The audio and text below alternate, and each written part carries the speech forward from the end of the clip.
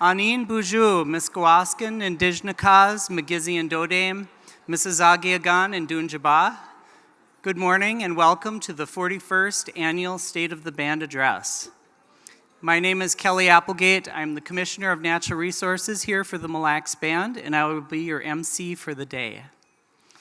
As a courtesy to those who choose not to gather in large crowds, the State of the Band Address is also being presented virtually.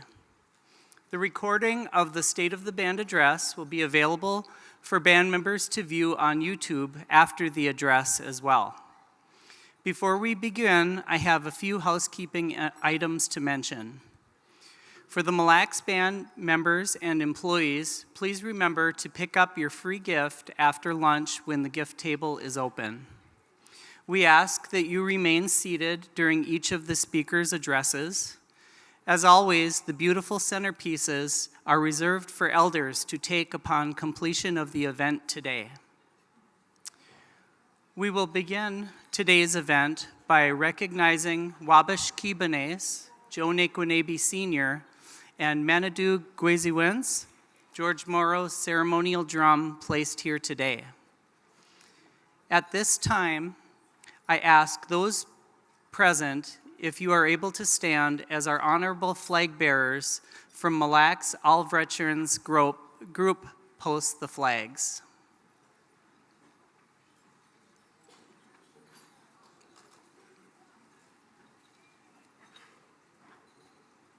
Please help me welcome Beneshi, Quentin Sam, U.S. Marines, carrying the Mille Lacs All Veterans Eagle Staff. Joawanose Anthony Pike, U.S. Army, carrying the United States of America flag. Miskwage Gwikwe, Rene Piwash, U.S. Army, carrying the Mille Lacs Band tribal flag. Ibamwe Wedong, Jamie Short, U.S. Army, carrying the POW MIA flag.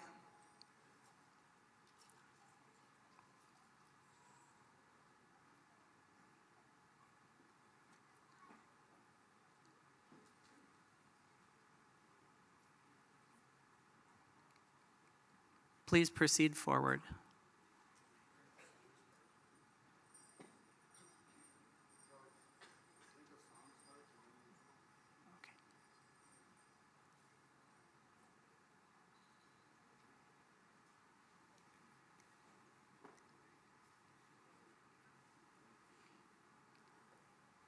And we will have a song from Little Otter Singers.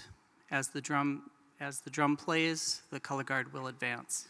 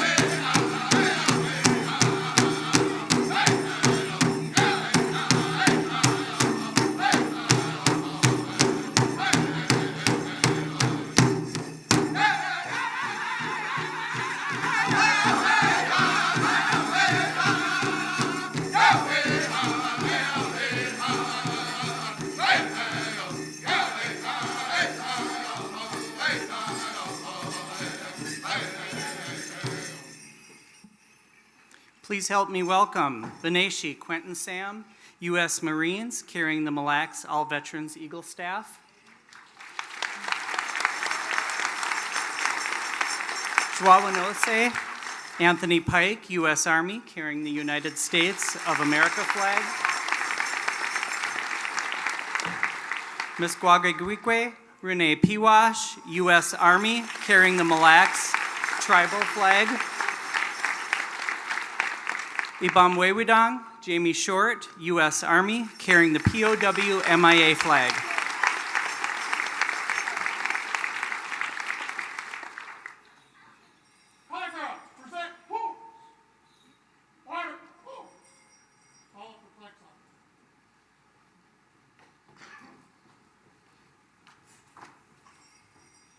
One more round of applause for our veterans.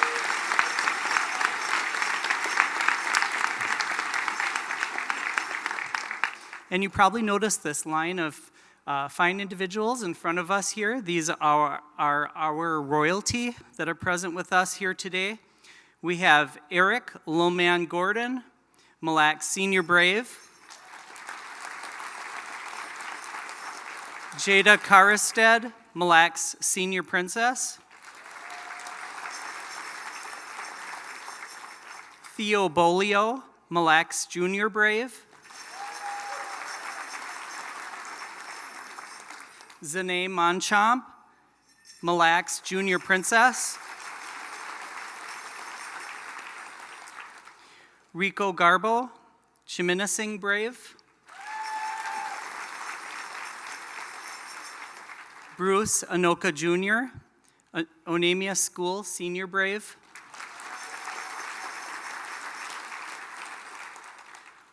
Alazaya Smith, Onamia School Senior Princess. Logan Best, Onamia School Junior Brave. Journey Chapel, Onamia School Junior Princess. Aning Shabayash, McGregor School Senior Princess. Harvey Goodsky III, McGregor School Junior Brave. Cyan Mushkoob, McGregor School Junior Princess. Avery Abid, East Lake Senior Princess. Vivian Goodsky, East Lake Junior Princess. Ishpin Shabayash, MIEA Ambassador.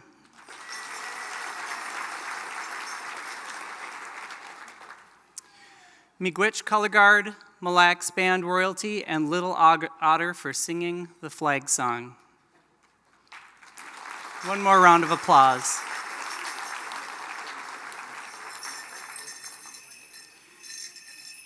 At this time, Wabashki Benes, Joe Nekwenebi Sr., will provide the invocation so that we can begin the State of the Band address in a good way.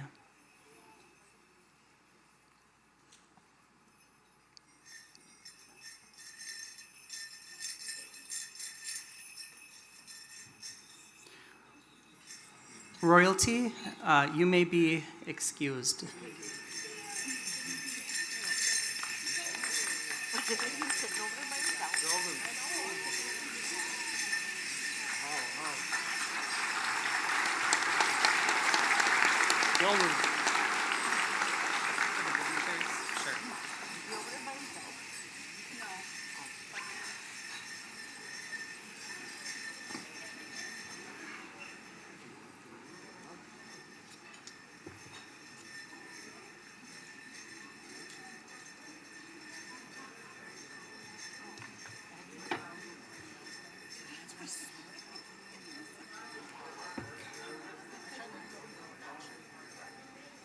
Is what?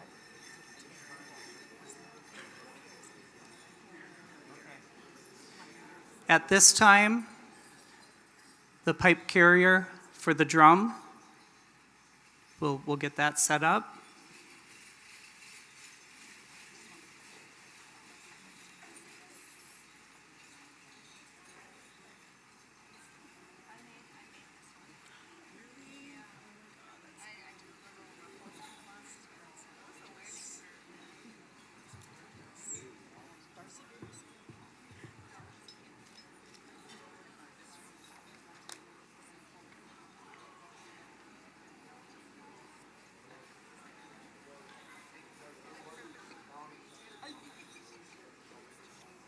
Okay. You may be seated except for drum keepers. Then Sheldon Boyd, our Secretary Treasurer, will be able to find you for your pipe smoking.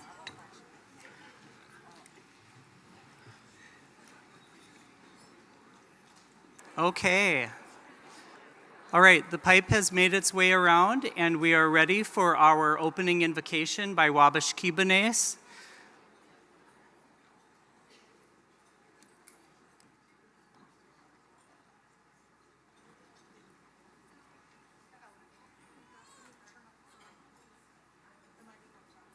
Okay.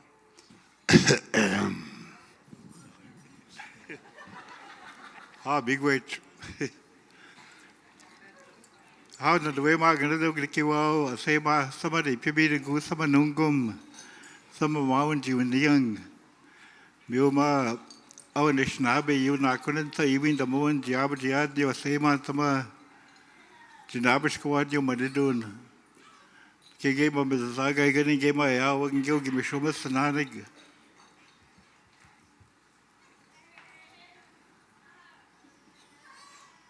give me show us sananig na given no comment saya mi gen give up me the going sama jinabish kawangwa and give madidug kena the way ma gonna do bimba awasanago au nenengwanesma ya paga zaman de waseman sama yushi tuwari o nagan sama nungum waishe chigeyan bima ita shindangi o unagan agi leo ya paga zaman de gida semanan kena the way ma gonna do mi gawin in guji au wasema ana gash ka sin angi gego ma in guji apatakush kan sin bi bama piwde the gushing with the Ingi Malizuka, Tajimin Dwasa, Judap and Awa, and Newa Seman.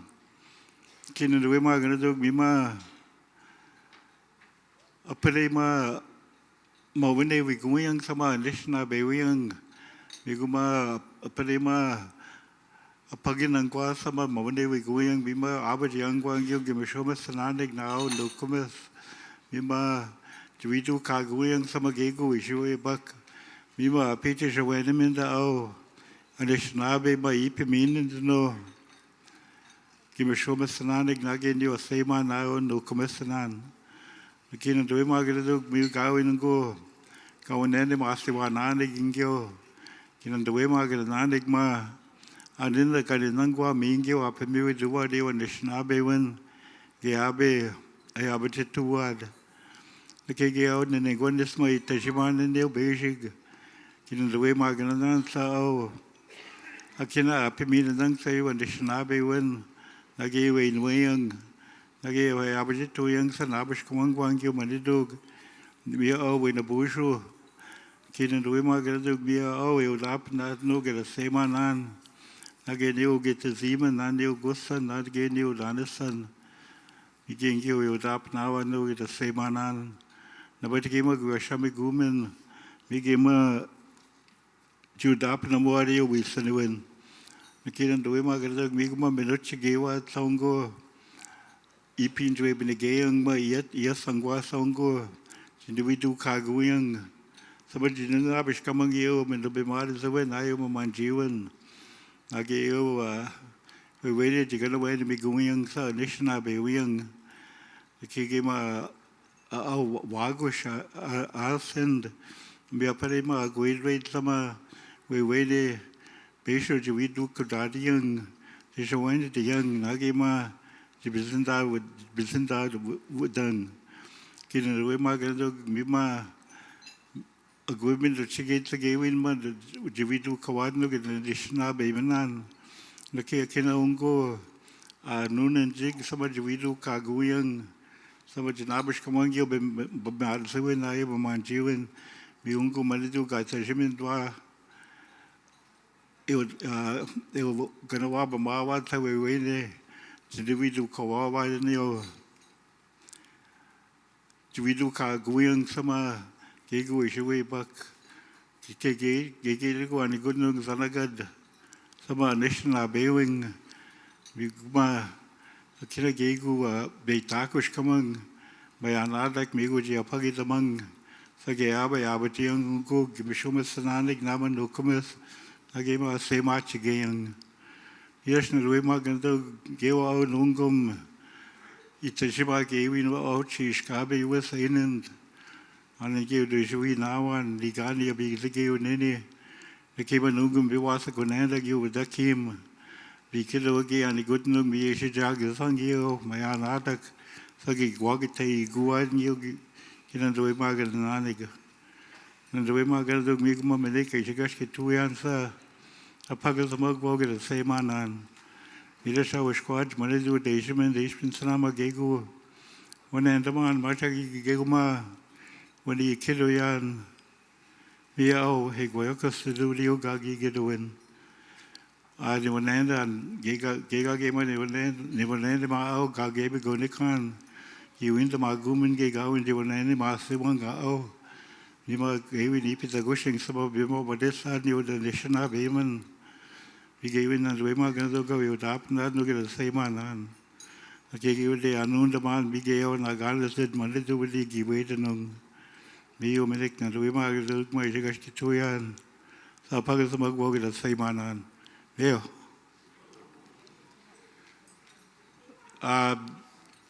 I'll just do a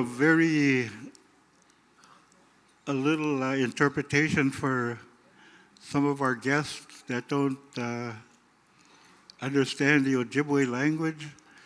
I was given tobacco to speak on behalf of our ceremonial drum here that me and my nephew take care of.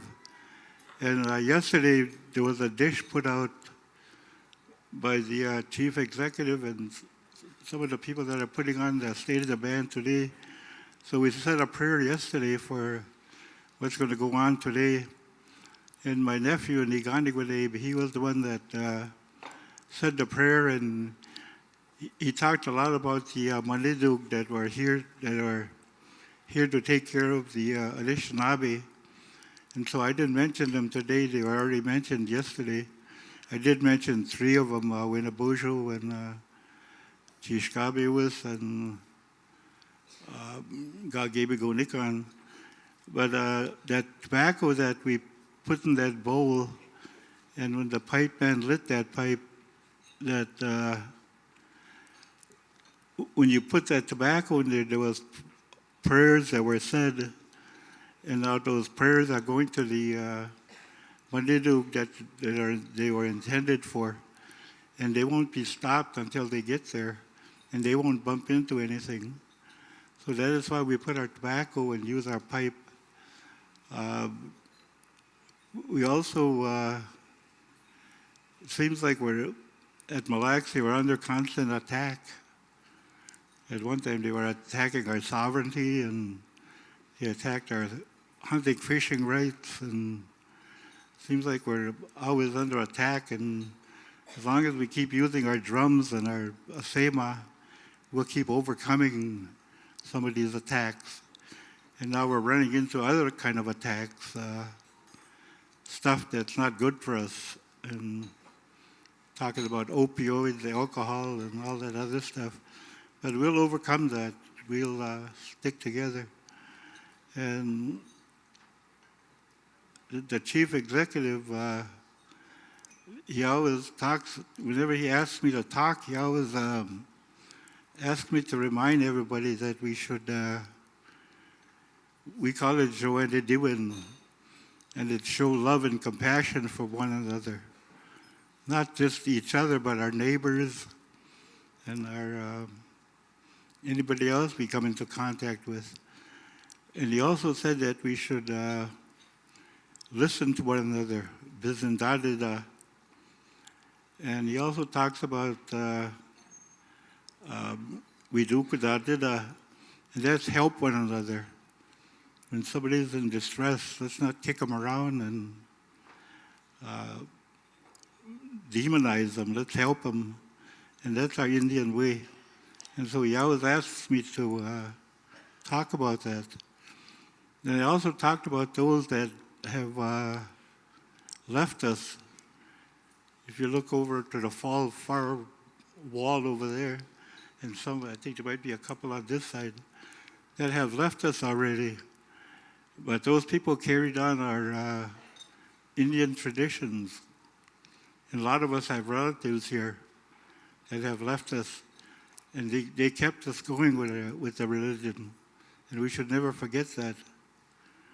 And a lot of things we should be thankful for and grateful for. And he also asks me to say a little prayer for all the employees everywhere, from everyone who works for the band, that somebody do watch over them, and that they do a good job taking care of us. And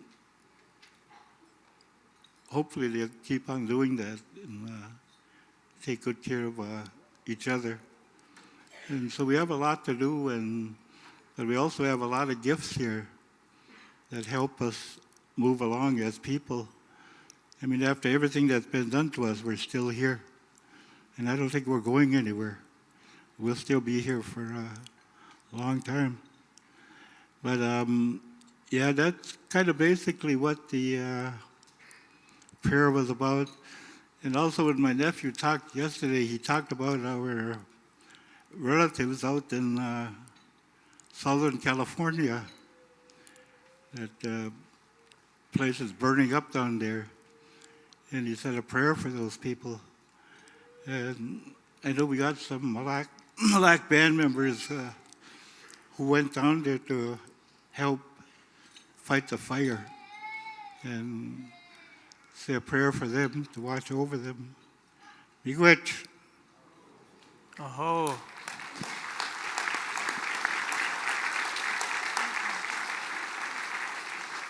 Miigwech Wabashki Benes. A couple of housekeeping things I also wanted to mention.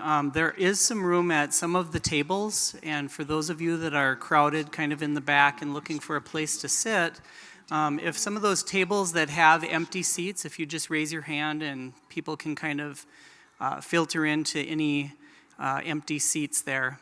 I know a lot of them actually face like this direction. It's kind of hard to see, but you can turn the chairs around.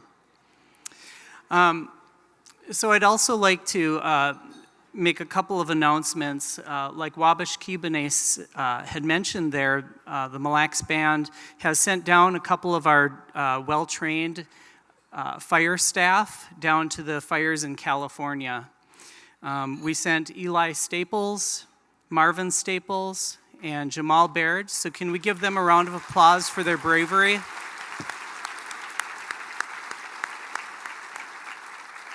And if you've been following along on some of the feeds and the news coverage that's happening down there, it's very devastating. A lot of wildland is burning. It's reached up into the residential areas, and businesses are burning. So our hearts and prayers go out to those in California that are suffering right now from those effects of the fire. All right. Now I'm pleased to introduce to you our national anthem singer, Brea Sawyer.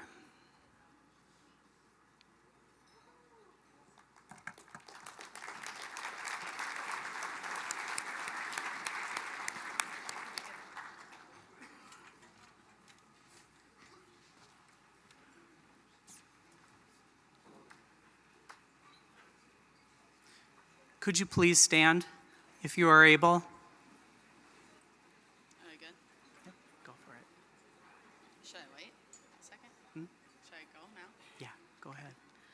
Oh, say, can you see by the dawn's early light what so proudly we hailed at the twilight's last grass gleaming, whose broad stripes and bright stars through the perilous fight o'er the ramparts we watched were so gallantly streaming. In the rocket's spread glare, the bombs bursting in air gave proof through the night that our flag was still there. Oh, say does that star-spangled banner yet wave o'er the land of the free and the home of the brave?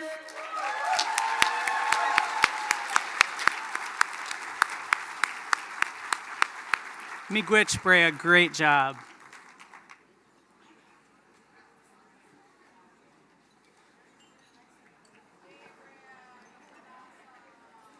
Let's give another round of applause for that awesome rendition.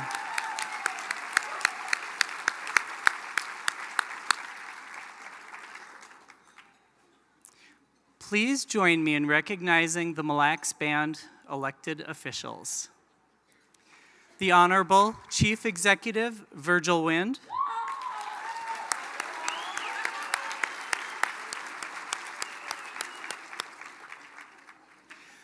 The Honorable Secretary-Treasurer Sheldon Boyd.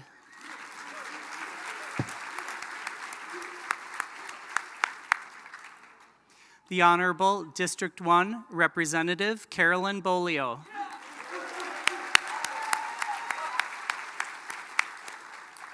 The Honorable District 2 Representative Wendy Merrill.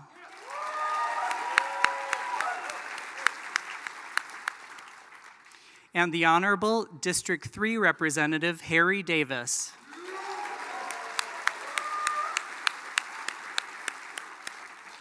And also here with us today is the Associate Justice Rhonda Sam of the Mille Lacs Band Court of Appeals.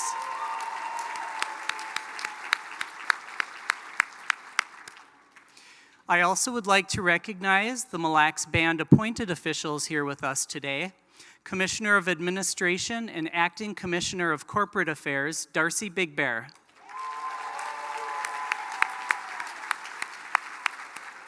Assistant Commissioner of Administration, Maria Costello.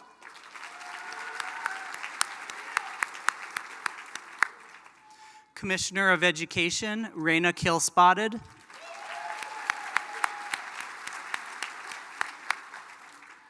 Myself, Commissioner of Natural Resources, Kelly Applegate. Thank you. Commissioner of Community Development, Tracy Burr. Commissioner of Finance, Mel Toll.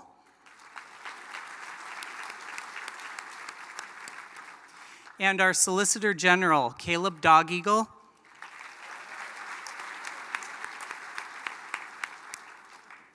Let's give another round of applause to the elected and appointed officials for their dedication and hard work serving the Mille Lacs Band of Ojibwe.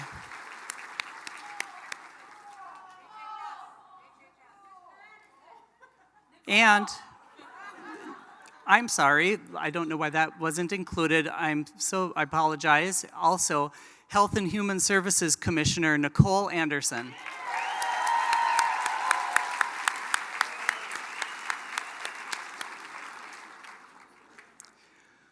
On behalf of the Mille Lacs Band, I'd like to recognize our visiting dignitaries who were able to make it with us today. For the tribal nations, we have Chairman of Leech Lake Band of Ojibwe, Farron Jackson.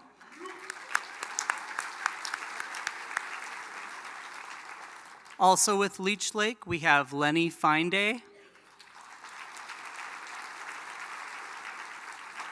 Also with Leech Lake, we have Steve White.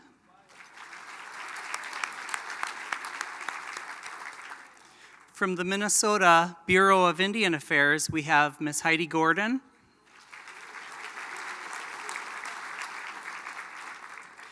From the Minnesota Indian Affairs Council, we have Shannon Gijek.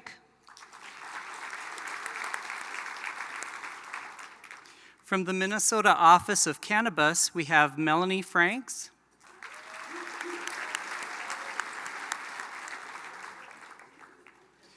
Also with us today, we have commissioners from Aiken County, Mille Lacs, and Pine County. Miigwech for being here. We have council members and staff from the cities of Graham, Hinckley, Isle, Onamia, and Waukon.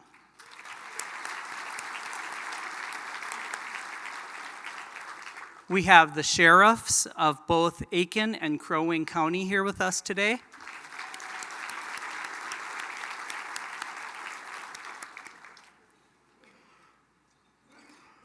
And we have partners in the Initiative Foundation for the Mille Lacs Health System and Recovery Hope, and all the local schools that are present with us today, both educators and leaders there. Thank you all for being with us today. Before we begin, we have a few video messages from Lieutenant Governor Peggy Flanagan, Senator Tina Smith, Senator Amy Klobuchar, and Congressman Pete Stauber. Buju, Peggy Flanagan, Indigenous Cause, Gijiwewidamukwe Indigo, Guabagaga Nikagnan Junchaba, Mayangandodame. My name's Peggy Flanagan. My Ojibwe name is Speaks in a Loud and Clear Voice Woman.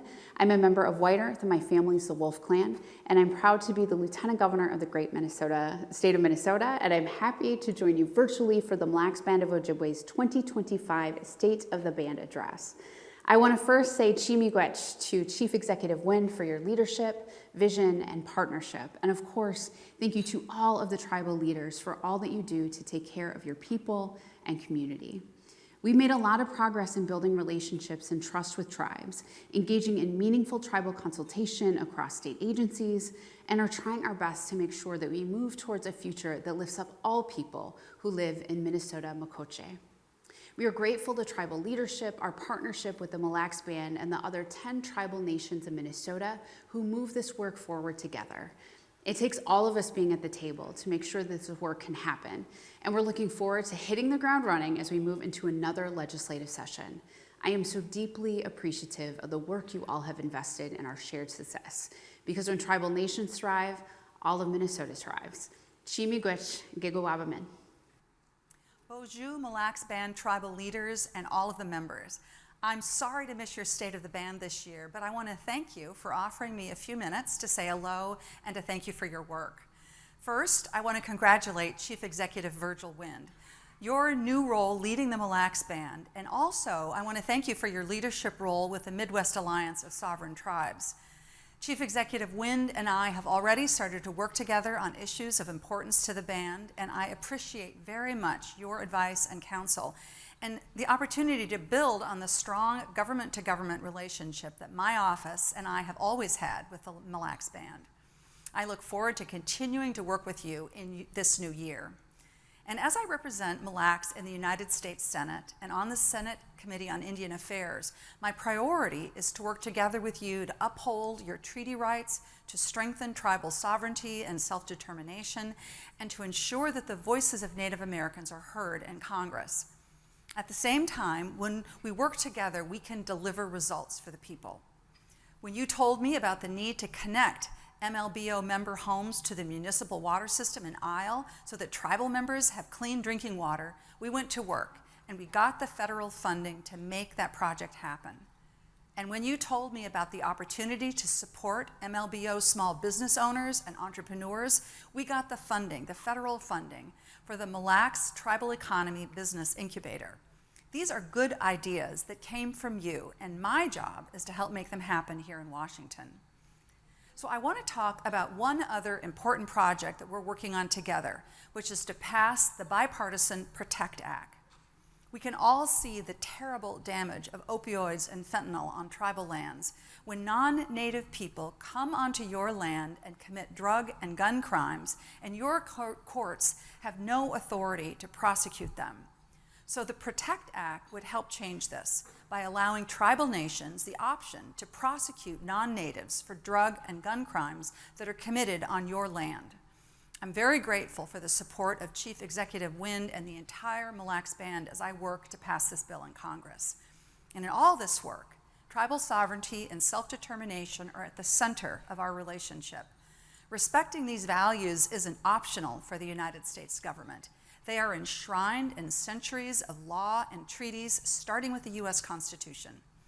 So I'm grateful for the trust that we've built, and I look forward to standing with the Mille Lacs Band in the year ahead. Thank you so much for your leadership and your partnership and your advocacy, and I wish you all a great State of the Band. And I'll see you all soon. Miigwech. Hello to all my friends at the Mille Lacs Band of Ojibwe. I wish I could be there with you in person for your State of the Band address, but there's just a few things keeping us busy in Washington. I want to congratulate Chief Executive Virgil Wynn on his first State of the Band in his new role. Chairman, thank you for your incredible leadership, and thank all of you for everything you do for Minnesota. Our state owes so much to the Mille Lacs Band. You're one of our state's top employers, operating almost 30 businesses and providing more than 4,000 jobs. You give millions of dollars to law enforcement, schools, hospitals, food shelves, and more, helping your tribal members when they need it. And you've been incredible champions for tribal sovereignty of your band, Minnesota's other tribal nations, and tribal nations across the country. In other words, you make our state and our country stronger, and it's on us to have your backs. As we head into a new Congress and a new administration, I remain focused on making sure you have the support you need. Over the years, Senator Smith and I have worked with our colleagues from both sides of the aisle to get results for the Mille Lacs Band. One example, and I know this is a top priority for the Chief Executive, is supporting tribal youth. Investing in the next generation means investing in a brighter future for your band and our state. That's why I've long worked to support Minnesota's tribal community colleges, and why I'm working to open doors to apprenticeship, skills training, 1- and 2-year degrees. We must have the kind of degrees and the kind of education that you provide to your members. That's how we're going to fill open jobs for everything from electricians to carpenters to doctors to nurses, computer programs, you name it. Another example, investing in infrastructure. As many of you know, I work with your band to get funding for your Isle City Waters project, and last year we got that funding across the finish line. That investment is going to make sure that your band has safe, clean water. And a third example, of course, broadband. As co-chair of the Bipartisan Senate Broadband Caucus, I've always believed that if they can have high-speed internet in Iceland, a country with active volcanoes that spew lava, maybe, just maybe, we can get it for our tribal nations. That's why I fought to secure historic investments to bring broadband to every corner of our country, including a game-changing $650 million grant for Minnesota and funding for your band to install more than 230 miles of fiber optic cable. These investments in broadband, infrastructure, education, and more may all seem different, but they have one thing in common, and that is they are going to help us move forward to the future. I'm excited about the next year. I have a new role. I'm the number 3 Democrat in Senate leadership, and I look forward to working with Democrats and Republicans to support our tribal nations. I'm hopeful that in a new year, as long as we can keep crossing the river of our divides, as long as we keep in mind our purpose and our work to have your back, we're going to get a lot done. I know there's going to be challenges. I think we all know that with the new administration, but I will do everything I can to stand up for you. It's been a privilege to work with and learn from all of you. Thank you so much, and thank you, and I look forward to seeing you soon in person. Hello everyone, Congressman Pete Stauber here. I'm sorry that I could not join you today in person due to the House vote schedule. I'm here in Washington, D.C. I want to congratulate Chief Executive Wind, the Band Assembly, and all the members of the Mille Lacs Band of Ojibwe on all that you have been able to accomplish in 2024. The Mille Lacs Band plays an important role in our way of life in northern Minnesota. and it's my honor to represent you all in the United States Congress. The future of the Mille Lacs Band is bright, and I am confident you're all in good hands under the leadership of Chief Executive Wind. As I shared with Chief Executive Wind when we met in Washington a few months ago, I appreciate the opportunity to work with all of you and the other sovereign tribes as well throughout northern Minnesota. Whether it's ensuring equitable pay and benefits for tribal law enforcement, allowing tribal governments to be eligible to tax benefits enjoyed by state and local governments, or addressing the horrors of our country's American Indian boarding school system, or helping secure federal funding for Mille Lacs, I stand ready to work with all of you. I again want to congratulate you all on a successful 2024, and I wish you the best of luck this year. I look forward to the opportunity to visit with you all, either here in Washington or back home in our great state of Minnesota. I will see you all soon.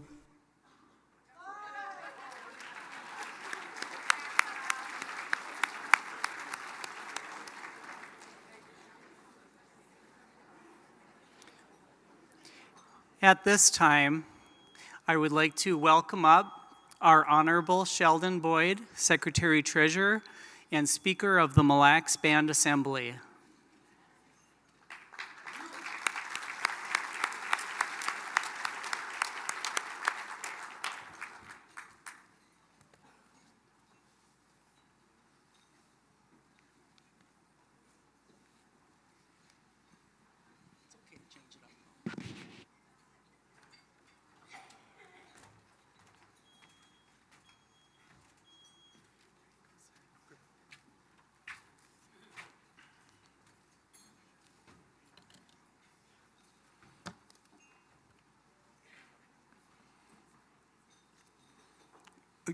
Good morning, everyone. Community members, visiting dignitaries, elected officials, Anishinaabe, and to our Indigenous brothers and sisters worldwide, Anin and Buju. On behalf of the legislative branch of the government of the Mille Lacs Band, I hope this day finds you well.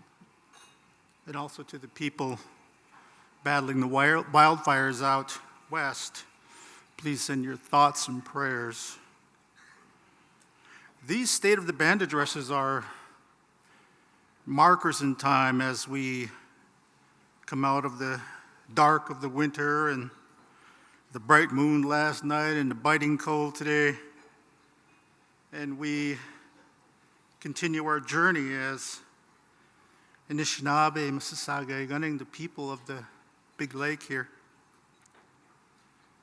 As Speaker of the Assembly and Secretary-Treasurer of the Mille Lacs Band, I'll be opening the third session of the 21st Assembly very shortly.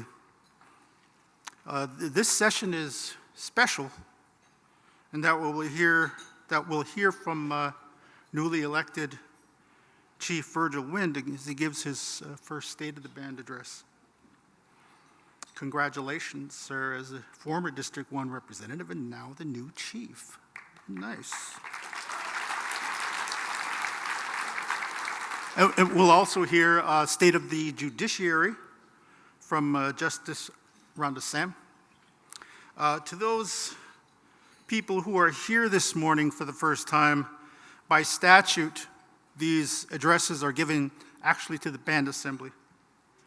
And the Band Assembly consists of myself as Speaker of the Assembly, District Carolyn Bolio from District 1, Nayashing, Wendy Merrill, District 2 and 2A, Minnesinaquan and Chiminising, and Harry Davis here representing District 3, Ajamoog. Now, there were changes in the legislative branch this year where staff moved to different roles within the government, and new staff came on board to take over their duties. A longtime parliamentarian and clerk of the Assembly, Darcy Big Bear, was ratified as Commissioner of Administration this past year, and former reviser of statutes Hannah Valento moved into the Chief Executive's office to help out there. Thank you both for your service, continued friendship, and best wishes on your journeys. Because we have new faces in the legislative branch, Jared Miller Staff Attorney Breen Reinert is the new reviser of statutes, and Danielle Smith has taken over the duties of parliamentarian and clerk of the assembly. Just a quick note, Reen was out in front passing out the statutes today, and they've expanded into 2 volumes now, which shows progress on the lawmaking of the band. And they also published a couple books here, Reviser of Statutes, for everyone to see how those statutes are written. These are online, and Rules of Procedure for the Band Assembly. That's work of the staff as they continue to kind of expand and strengthen the legislative branch work product. Angela Potter, Harmony Stephen Powell are also new frontline staff that came on this board this year as well. We welcome these people and wish them long careers in their duties of supporting the district representatives in the extremely important role of lawmaking and appropriating funds. Deanna Sam, Samira Kimpson, Brianna Boyd, Valerie Harrington Wind, Mel Toll, Chris Waite, Joni Wall, Sarah Waite, and the OMB staff. All those people need to be recognized today. And to the people of the band, I thank you for allowing me to serve as Secretary, Treasurer, and Speaker of the Assembly during these years supporting the members of Band Assembly.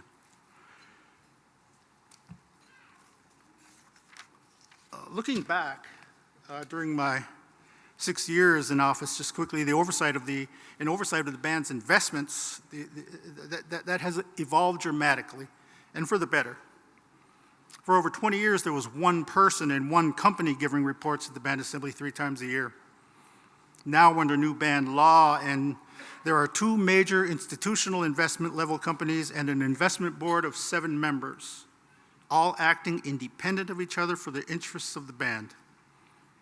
This arrangement, along with statutory guidelines, are the proper checks and balances to make sure the band's investments have the best possible returns moving forward. Varus Investments, Ann Weistrick and Zecca Cardoso, Northern Trust Bank, Carson Waddles, the investment team of myself as Secretary-Treasurer, serving as Chair, Mal Toll, Commissioner of Finance. Is Mal in here? Serving as Vice Chair. Board members, Amy Jensen from the Lansing Group, Carol Pettifresso from the Bush Foundation, Andy Christensen from the state of Minnesota, Kate Davis from Grand Casino Hinckley, and Chief Wynn serves as a non-voting member because of division of powers. This new fiduciary investment structure provides your elected officials with the financial insight needed to responsibly guide the band forward.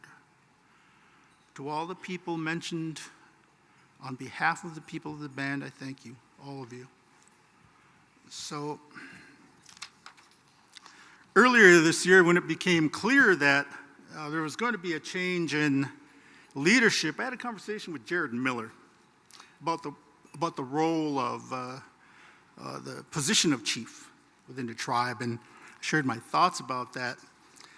I said in one sense, the chief is the person that leads the people someplace, who's down the road calling people to come this way, looking for and talking about things that don't exist.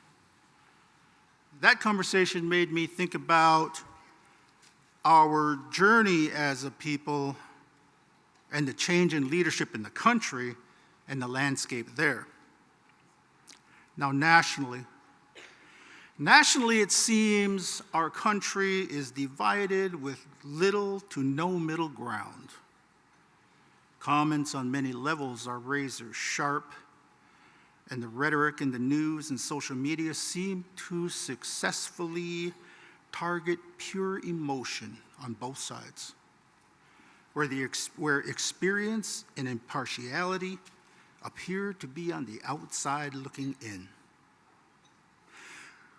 what catches my attention is the dehumanization of our indigenous brothers and sisters in political rhetoric and the surreal planned policies that fuel partisan emotion and orchestrate fear, where wretchedness to fellow human beings is once again clothed, made presentable, and invited to sit at the head of the table, where conditions like poverty, addiction, and crime, though common to all people, have been assigned to people of color as racial traits to keep a partisan history of America intact. If you pull on one part of the web, you will find it's connected to many other parts, is still a lesson in progress. To myself as a parent, this polarization of the social and political environment makes me think about our journey as a people to seek comfort, a place of refuge, and strength in our history as Anishinaabe. Like many other families and parents here, sharing with their children, regardless of age, stories and comments they remember because they think it's important, because it gives perspective and helps things. Our culture collectively keeps breathing when this happens. I was talking with Samira one day, thinking about all these writings and let's see here.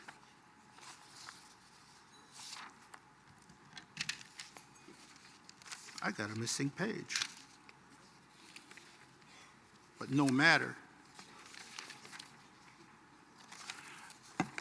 I was talking to my son Shell one day, and I was trying to give him a history lesson, and we were riding in the car, and I pointed back east, and I said, Shell, from what I hear from stories and things like that, we came from back that way. All the Anishinaabe here, and you see villages back that way, and people talking back that way. And so it must have been that way. And I told him that all the of all those people that were coming this way, you know, we were kind of the people that came farthest this way, and we really haven't stopped. Okay, and these are the people who there's this huge linguistic footprint that exists across the center of this continent and all along and around the largest chain of lakes on this planet. That's the Anishinaabe. And one day, like I was talking with Samir one day, I was thinking about all these writings and stories about this journey where people were coming this way. In those stories, they say that they stopped, right? They stopped and stayed for a time.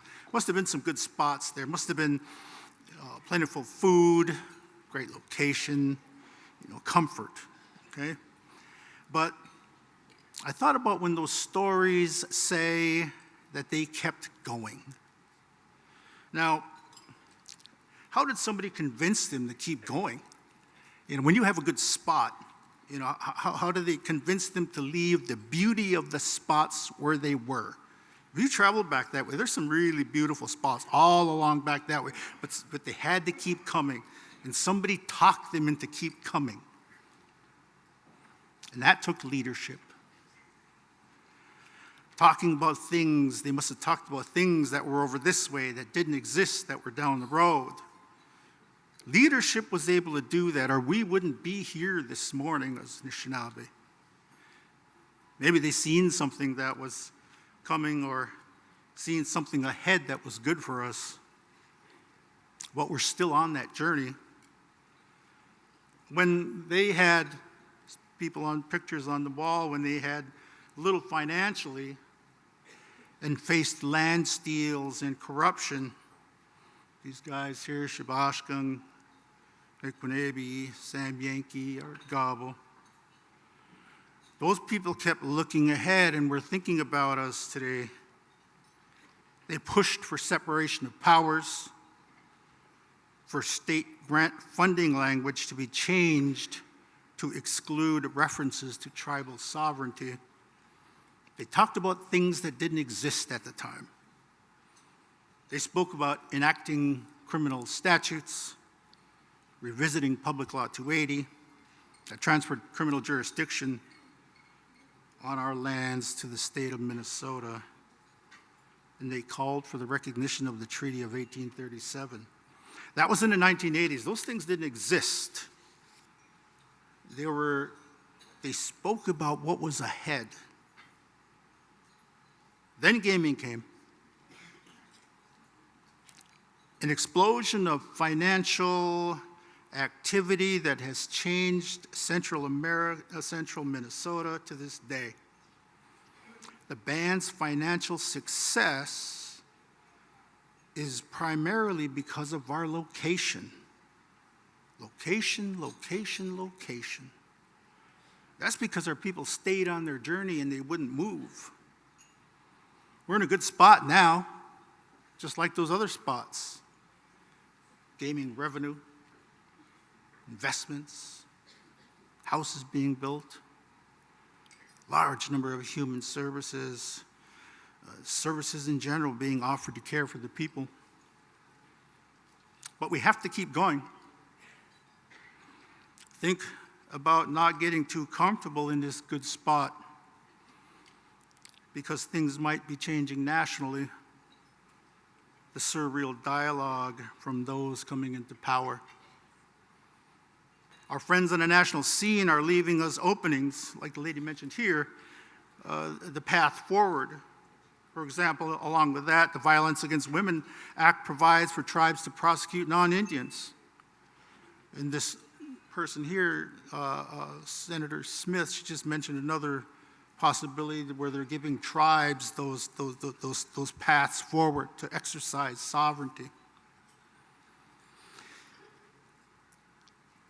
Those guys who talked about enacting the criminal code in the 1980s,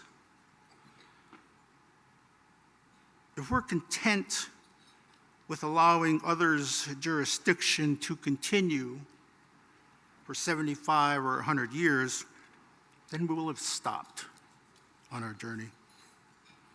Like I said to Jared that day, that we're in a good spot. A term in office is 4 years, then 8 years. That becomes 10 and 20, 30 years since gaming came here. Then 40 years becomes 50, then 100 years quickly. And back when I told my son Shell, I said, an example of sovereignty is going to the county courthouse for things that we should be going to our government center for. Birth and death certificates, marriage licenses, deeds to property in a more robust court system. Things don't exist. If we can change that, we'll be on the move again. Our history-making building blocks will be legislation and an exercise of tribal jurisdiction, along with those of concrete and cement. I don't know how long they stayed in those places a long time ago, but I told my son, that's what our history is about. Maybe the job ahead for these elected officials that sit here, that may be the job for these people here. Leadership. It's a job that I'm confident they can do, but they will need help. Help from everyone in this room. Think about our journey. And I wish you well, sir, on your journey ahead. To the young people, stay humble and be kind. Miigwech.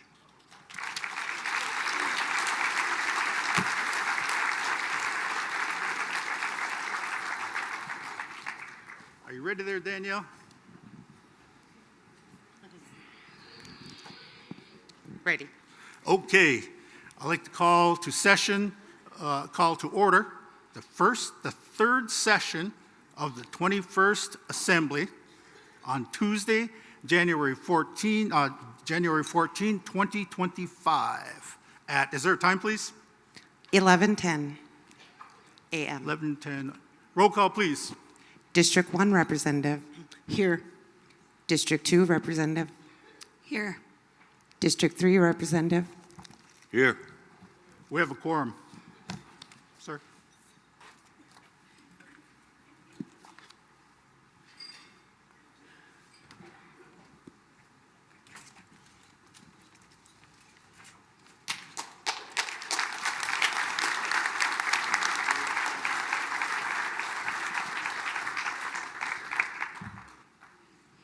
Miigwech, Honorable Secretary Treasurer and Speaker of the Assembly Sheldon Boyd. Let's give him one more round of applause.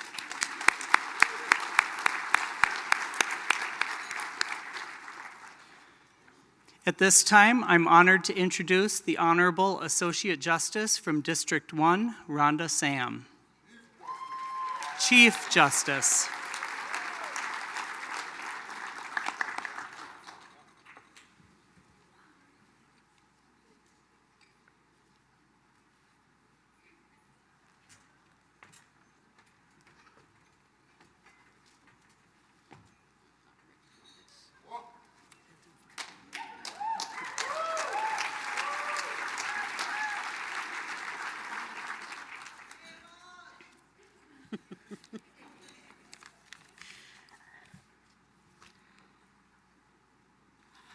Anin Buju, good morning, Chief Executive Wynn, Speaker Boyd, and honorable members of Band Assembly, employees and guests, Miigwech, for the privilege to provide the State of the Judiciary address as prescribed by Band statute.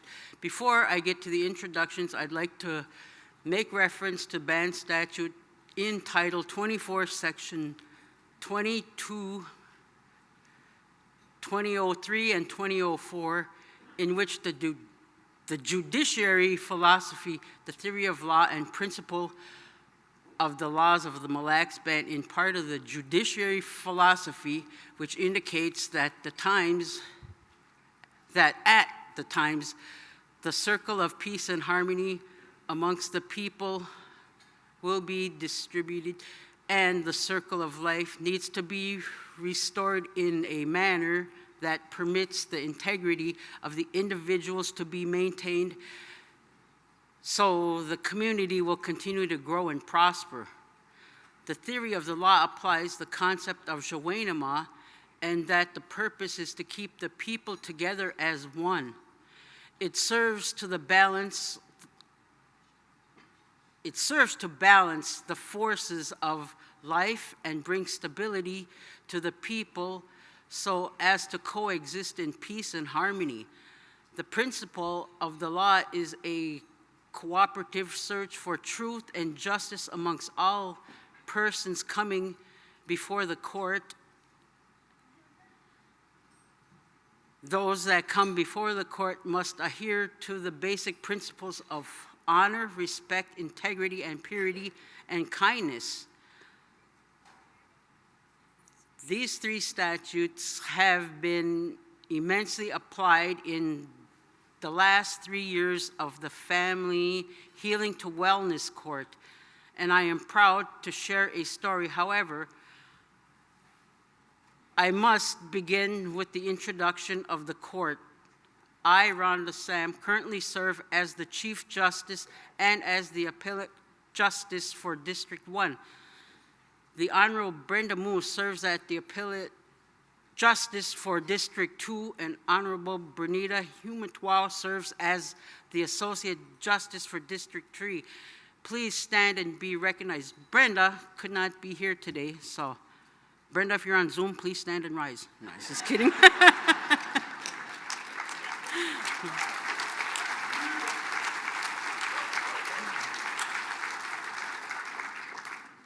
We are fortunate to welcome back the return of District Court Judge Dave Christensen. He brings a wealth of education, skills, and experience and has served in many areas of the Mille Lacs Band. In 1990s, Judge Christensen served as the attorney for the Office of the Solicitor General and moved to the legislative office as a legislative counsel. Eventually, he was appointed to fill the district court judgeship from 2015 to 2020. In August of 24, he eagerly returned to the same position.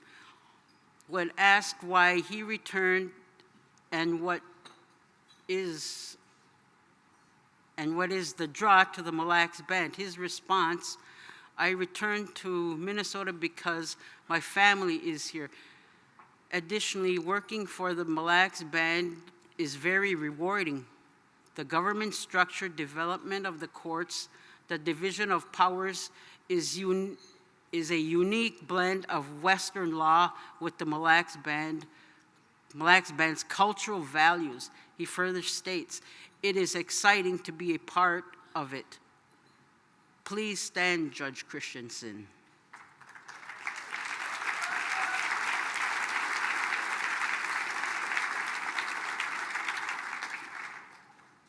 I would be amiss if not to mention these special magistrates who stepped in during the 9 months when the band was in the hunt to fill the district court judge position. These magistrates will kept the courts in and the caseloads moving so that there was not a huge backlog of cases. The magistrates are Tammy Swenson, B.J. Jones, Joe Plummer, Michael Harrelson, Megan Trayer. Once again, thank you.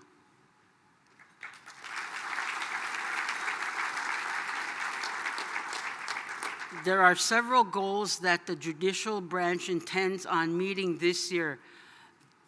Here are a few examples. The Associate Justice are reviewing the proposed potential legislation regarding Title V, the Judicial Code, to recommend any emphasis on or changes to the band assembly and chief wind, if any.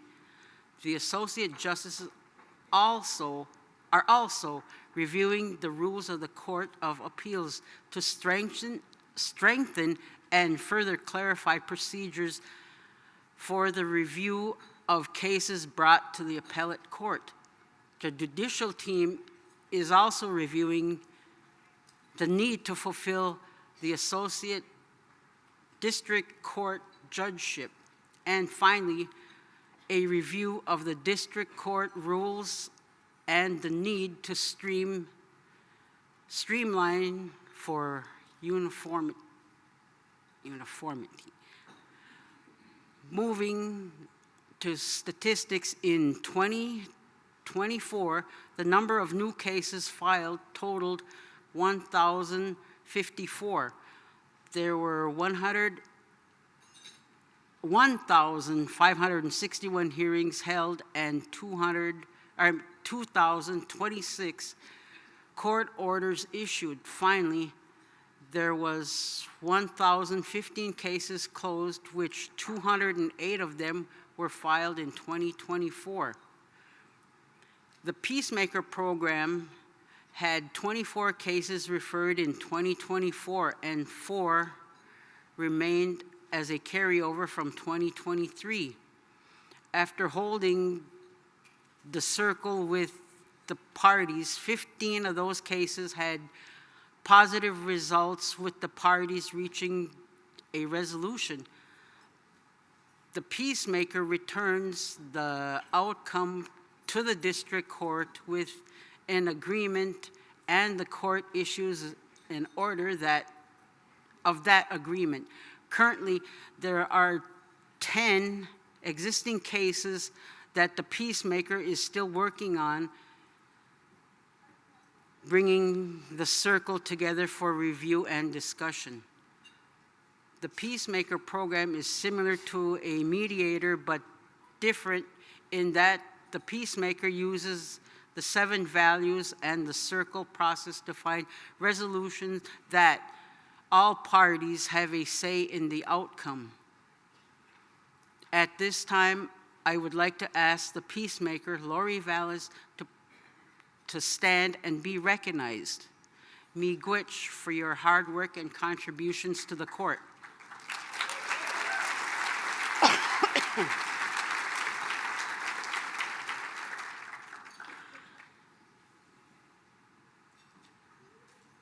Now to present the progress of the Family Healing to Wellness Court.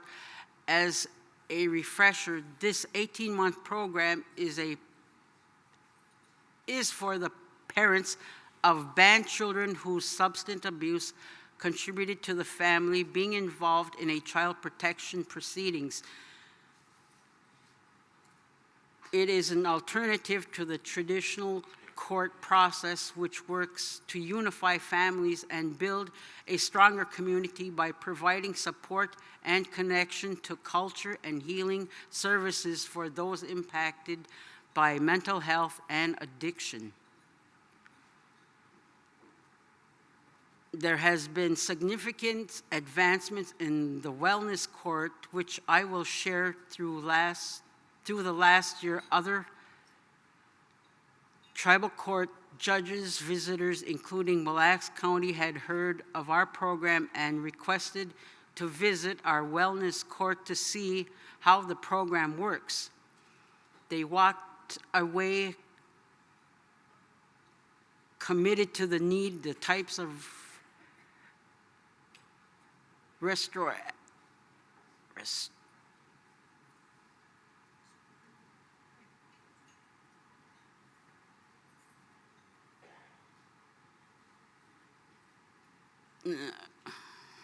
sorry. All right. In November, the Wellness Court's planning team was asked to give a presentation to the Indigenous health topics held by the Mayo Clinic, which was attended by numerous disciplines from across Indian country. In October, the Family Healing to Wellness Court was awarded another 5-year grant by the U.S. Department of Justice, coordinating tribal assistance solicitation for $515,000 to enhance the wellness court to strengthen the cultural connections and other needs of the program. We are proud to say that we held our first wellness court graduation. Amy Ledoux became our first graduate from the Family Healing to Wellness Court and was recently recognized with a special ceremony. Amy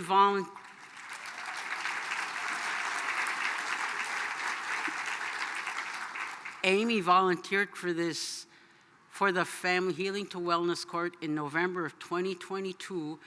She worked diligently to abide with the 4 phases of the program with some trials and tribulations. The wellness team always came through with services, support, encouragement, honor, and respect, walking side by side with her every step of the way. Amy's own convictions and dedication to her family and her children ensured that she successfully completed the program. She is a remarkable woman. When asked several questions about what the court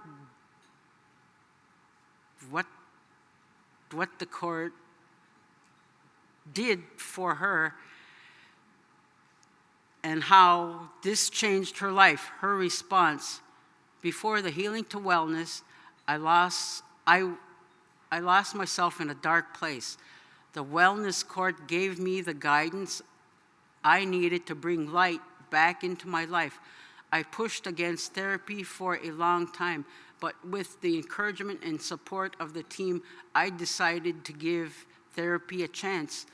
Although it took a few times to find the right therapist, I can honestly say therapy is much needed, and therapy is awesome. Even my girls are open to therapy. Healing to Wellness gave me strength so that I didn't question my thoughts or my choices. My confidence has been restored. I know my worth now. Wellness Court and my awesome support, family, friends, co-workers, believe in me now, and now I believe in myself. When asked of Amy, what would you say to others facing the same challenges of addiction, trauma, and reunification with their children, she responded, family healing to wellness court helps. I thought I could do this on my own, but I realized wellness court was here to help and guide me to be a better mom, sister, friend, and person. In the beginning, I was coming out of active addiction. The healing wellness helped me to love myself again. I would tell anyone wondering if Family Healing to Wellness Court is for them, do it. Each and every person in the wellness team are awesome, wonderful, and caring. They will forever have a special place in my heart, and I am grateful I can call each and every one of them a friend for life. Thank you so very much for the Family Healing to Wellness program. I couldn't have gotten to where I am now without this awesome team. With all that said, Amy, please stand.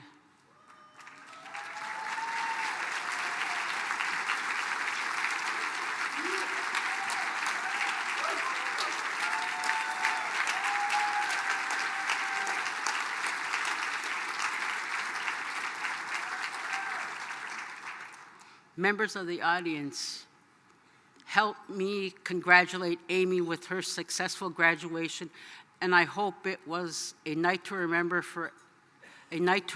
forever for you and your girls and others in attendance. Chimigwich. In closing, the traditional therapy of law, philosophy, and principles are utilized to restore the circle within Amy's family and the community. Those guiding principles work and will be promoted to help other families within the band. We are looking forward to 2025 and beyond. Chimigwich, this concludes the State of the Judiciary report.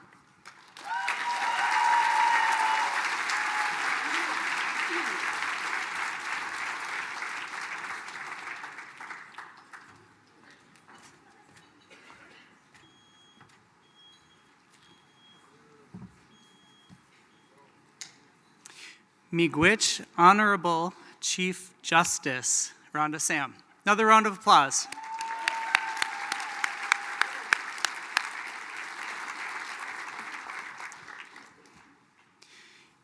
In accordance with Title IV, Section 6I of the band statutes, which are the law of the band, we will now hear the State of the Band address by the Honorable Chief Executive Virgil Wind.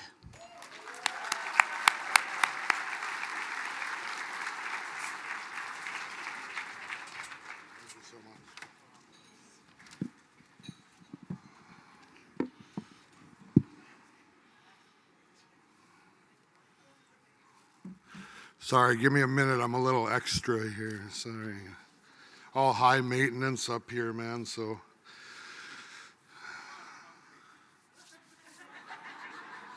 Somebody bring Lenny a donut here because I got to settle in here. About an hour here we got going here. We timed it out, so. First off, before I get in, we'll start out right? Anin Wagush Indigenous Cause, Biju and Dudam, Mrs. Ziganing and Dunjaba. One of the words that really resonates with me is Anundwe Maganadug. And it's something that I always open with, right? And it's really about how connected we all are, right? Everywhere we are in the world, we have a connection to somebody else. And it's a very important term as we look at the work that we're doing today. Before I get on into my speech here, a couple disclaimers. I want to make sure that everybody knows that as we look to change, it's not taking shots at where we were because the world has changed, right? We're in a different place today than we were yesterday, and tomorrow's going to be different than today. So as we look around the room, we're very fortunate, right? To have had all these wonderful leaders. And as part of my speech, it's really thanking them for their work and the blessings that they've, brought to us, right? So can we give the former leaders a round of applause, please?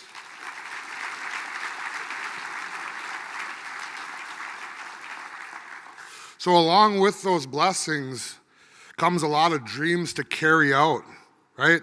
Change, as I said before, it's not meant to take a shot at what we did yesterday. It's meant to say, let's do something different tomorrow. Let's address the need of tomorrow. So just disclaimer here quick, so I'm not taking shots at anybody. I am going to speak some truths within this speech. And we tried to filter it down for public consumption, but there are things, right, that we need to talk about as a band. I see a number of band members out here, and there are things that we need to talk about. And I will not bullshit you, right? That's one of the things. So hopefully you appreciate that.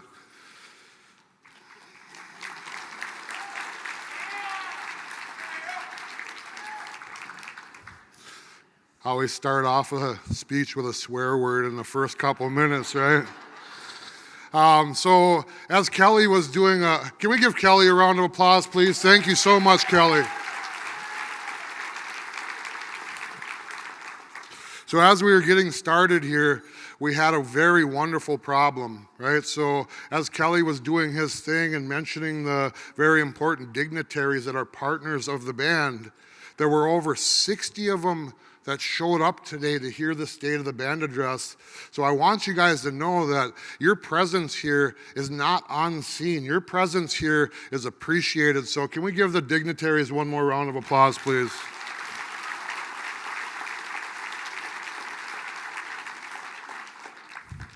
All right, that was just my entry to this thing here.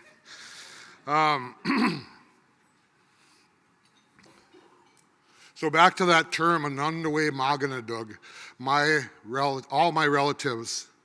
As we come together today, let us remember how connected we all are as the friends, family, and community that make up the non-removable Mille Lacs Band of Ojibwe.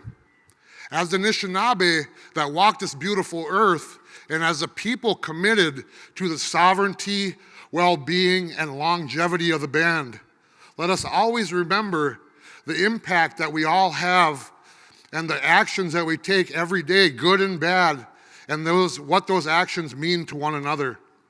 It is within our power to cause someone to have a tremendous day or, unfortunately, a very hurtful one. So let us always choose to be the light that someone may need today. Blessed, here we are. What a sight to see, the non-removable Mille Lacs Band of Ojibwe, here then, here now, and here for 1,000 years to come, united, always moving forward.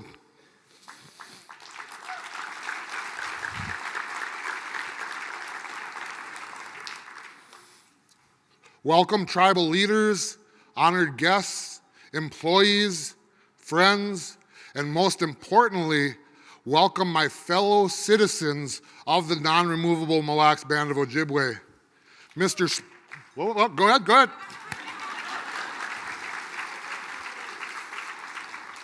You guys can do that all day if you want. Mr. Speaker, members of the Band Assembly, and honorable justices, welcome to the 41st Annual State of the Band Address.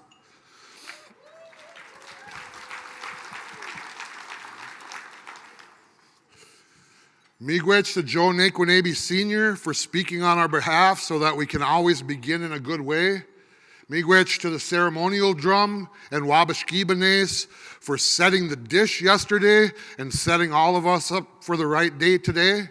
Miigwech to the Mille Lacs Band, all veterans post for posting the flags, and to the singers that blessed us here today. Miigwech to the royalty that assisted us in bringing in our colors, and a special miigwech to Brea Sawyer for her beautiful rendition of the national anthem. You guys do not know how close you were to hearing me sing that. It is such an honor and a privilege to be here today. It has been 189 days since I raised my hand and swore the oath as Chief Executive of the Mille Band of Ojibwe, and I'm very grateful for the opportunity to serve as your chief. Whoa. Whoa. Whoa. Whoa.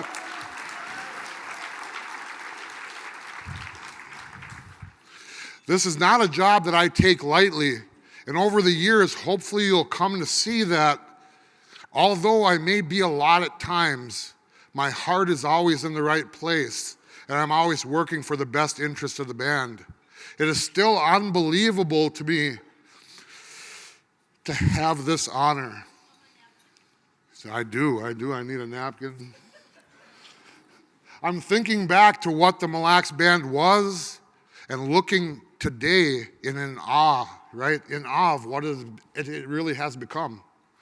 Over the years, I've learned to count my blessings at least a few times a day, and I am blessed to have had an entire community raise and carry me along throughout the best and worst days of my life. Through addiction, alcoholism, foster care, and some of the poorest choices that anyone could have ever made, I have been blessed with family, friends, and community that have believed in me and seen in me qualities that make a strong leader. When I look around the room, I see a lot of those people, and I couldn't be more blessed to have you all in my life. I always get a little emotional during that part, like, thank you guys so much, man. Thank you so much. Get it together. Get it together, you're the chief here, get it together. To those people, man, thank you for guiding me into the person that I've become. I truly wouldn't be here without that. Nervous. I've always thought that throughout my life, when your boss is in the room, we should all be a little nervous. Standing here today feels like I'm in front of more than 5,000 bosses. That's a humbling feeling, A very dear confidant of mine once told me that the human body produces the same endorphins whether a person is nervous or excited. And since that day, I have tricked myself into being excited throughout all of life's struggles. Thank you, my confidant. Just think about that. Just that simple change in mindset and approach can have phenomenal impacts on the way that we carry ourselves. Therefore, I am excited to give this year's State of the Band address. During my team's brief time in office, we've invested a lot of time in analyzing the state of our band. I keep saying that the obstacles that lay before us are not a me problem, they're an us problem. Because the truth is, as I said in my inauguration speech, I cannot do much of anything without all of your support and without a united team that is willing to take on any task. Still, it can be helpful at times to look back. In order to know where you are, or know where, this teleprompter thing's a little weird here, I'll just say that. In order to know where you're going, you have to really know where you're at. I'm waiting for a dramatic effect here. All right. So that was really a flashback in time, right? So as I mentioned, in order to know where you're going, you have to know where you've been. So our team has spent a lot of time looking back, right? This beautiful picture, right? Look at that skinny guy. Somebody said yesterday he's got a big head and a little body. I'm like, I'm glad I grew into this body a little bit, you know what I mean? So the year, right? Times change. The year was 1995, right? The world changes. Preferences, right? Obviously change as well.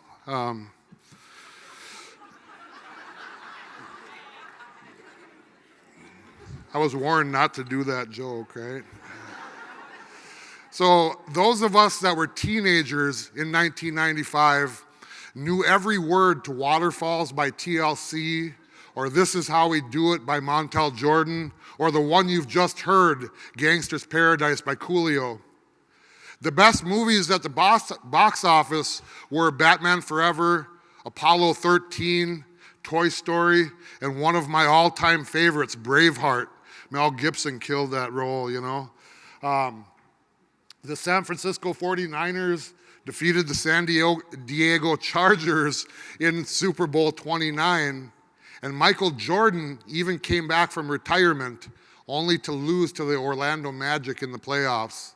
For the record, and everybody in the room, I'd still take Jordan over LeBron any day of the week.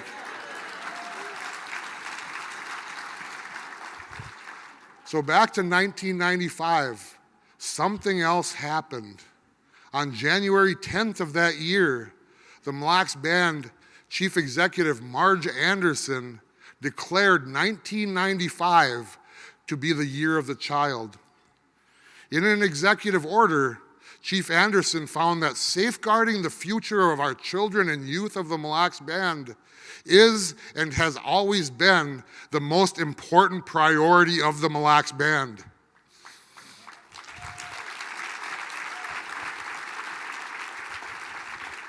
She said that she was personally and officially committed to promoting a better tomorrow for the children and the youth of the Mille Lacs Band. She also determined that promoting a better tomorrow for the children and youth of the Mille Lacs Band requires that the band devote resources and energy in 1995 to examining and improving the programs, services, and activities of band government which serve the interests of the children. Finally, Marge found it desirable that the health, education, economic, social, and cultural needs of the band's children be formally recognized government-wide in 1995 as the primary focus of all band government and community activities. And with that, Marge declared 1995 to be the year of the child. That was 30 years ago, 120 pounds ago.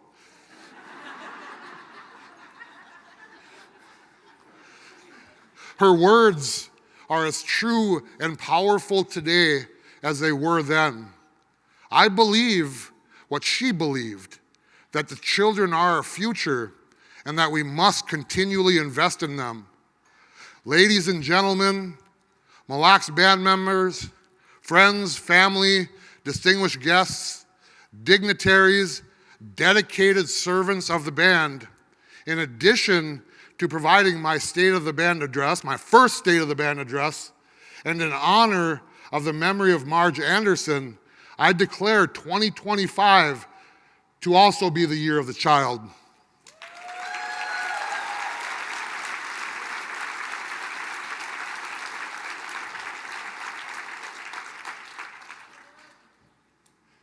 Getting all dry up here. As you all know, Marge was a fierce advocate for our tribal sovereignty, self-determination, culture, and children.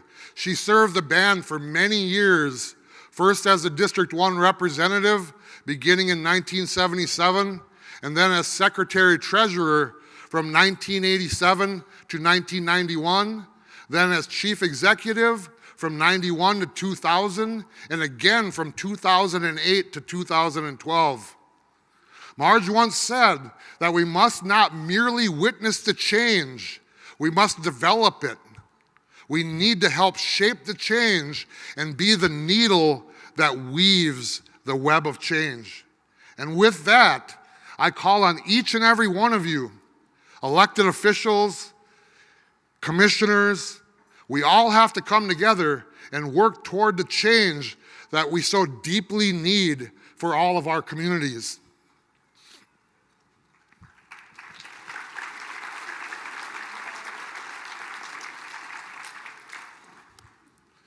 Somebody's old water up here.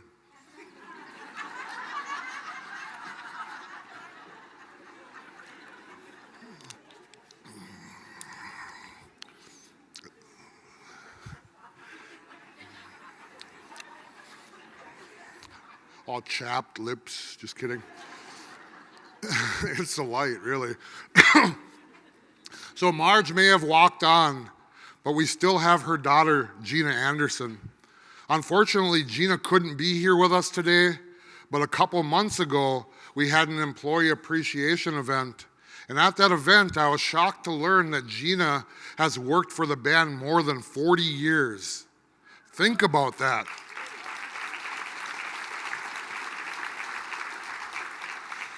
Think about that, 40 years of serving the band, engaging the band members, trying to solve the band members' problems.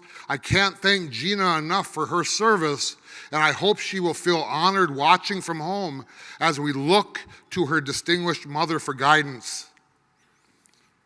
Over the years, we have developed programs to attempt to meet the needs of band members, and upon entering today, I had one. Upon entering today, you should have received a new program and services guide that my team has developed. Please take one with you so that whenever you're in need of help, you'll know exactly what the band has to offer and who to contact to get those services rolling. We don't ever want to fall short in connecting band members that are in need to the services meant for them. The truth is that we have been blessed with getting acknowledged time and time again for the services that we provide for our people. Although this is a wonderful thing, I believe, much like Marge declared so many years ago, that a different approach must be taken. We have done a respectable job at being reactive to the woes of our membership, but I believe that taking a more proactive approach might serve us better. While still serving in the District 1 representative position, I was asked to deliver a speech at Wewanabe to celebrate the Head Start graduation of 22 young graduates. While I stood on that stage, it dawned on me the immense effort that was put into celebrating the graduation of this young Head Start class. The children, all adorned in their mini caps and gowns with custom-made medallions, they sat patiently as we talked about what was going to be important in their lives and what their lives might look like. The theme for that graduation was, "Oh, the places you'll go." At that moment, I remember thinking that we as a band have the resources and the ability to change the lives of these children by simply celebrating them every day, celebrating their every accomplishment and utilizing our resources to make them feel valued throughout the course of their lives. Imagine where those 22 kids would be in 10 or 15 years if we took a different approach.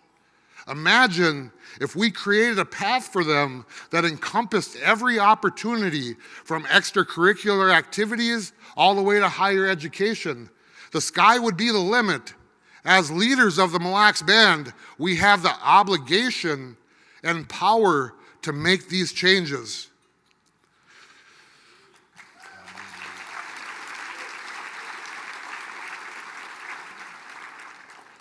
As you guys all know, children hold a special place in my heart. Maybe that's why I have 5 of them of my own. Man, I've been blessed over the years to get to know a lot of them, and they're awesome. I'm very fortunate. Can you guys give my family a round of applause, please?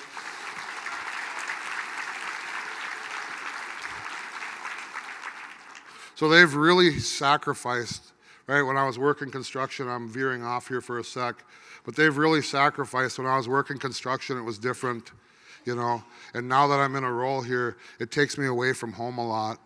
And it's tough, man. It's tough to find a balance, and I appreciate their support. So please, one more round of applause for them, please.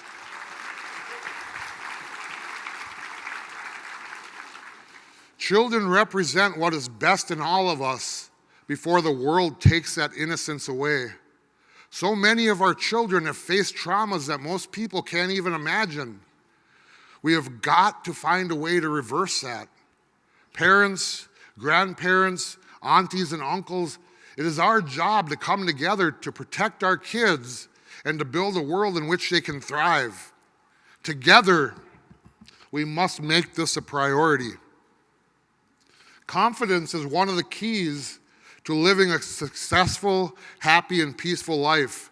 And so much of that is instilled within us when we are young. I was very fortunate in my life to have certain opportunities that laid the groundwork and allowed me to become the person I am today. I keep saying I couldn't be more grateful, and thank you guys so much. Throughout all of my youth, and even to the present day, I have had people that have believed in me when I haven't even believed in myself. People who have picked me up and dusted me off all along the way. And our children need and deserve that same level of support. As leaders, let's make sure we can nurture our children's education, nurture their confidence, and provide them the same degree of loving support that we either received or that we wish we had received while we were growing up. As a band, we have many blessings. We are blessed to have casinos, blessed to have per cap, GWE, blessed to have Miners Trust Fund. We are blessed to have our communities, blessed to have our government, our sovereignty, our heritage. We are blessed to have our beautiful culture. But how are we using all of these blessings to the utmost benefit of our children? I would venture to say that given the current state of our band, we are not doing enough to set our children up for a positive and brighter future. And that's something that we should not accept. This struggle is not new. Bruce White, he's over here. Bruce White, thank you so much for being here today. Can we give Bruce a round of applause, please?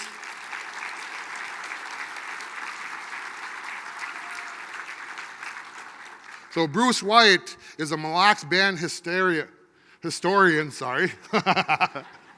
and friend of the tribe. And he recently wrote a book that I think bears mentioning. The book is called They Would Not Be Moved: The Enduring Struggle of the Mille Lacs Band of Ojibwe to Keep Their Reservation, our reservation. The result of this book is our entire history, the fight for our independence, the fight for our cultural identity, all here in one place. The lives, names, and tales of so many of our ancestors are found within the pages of this book. And I'd like to encourage everyone to read this book because I think it's important that we all become students of our own history. And this book allows us to do just that. On the topic of what's best for our children, I'd like to read one passage from the book.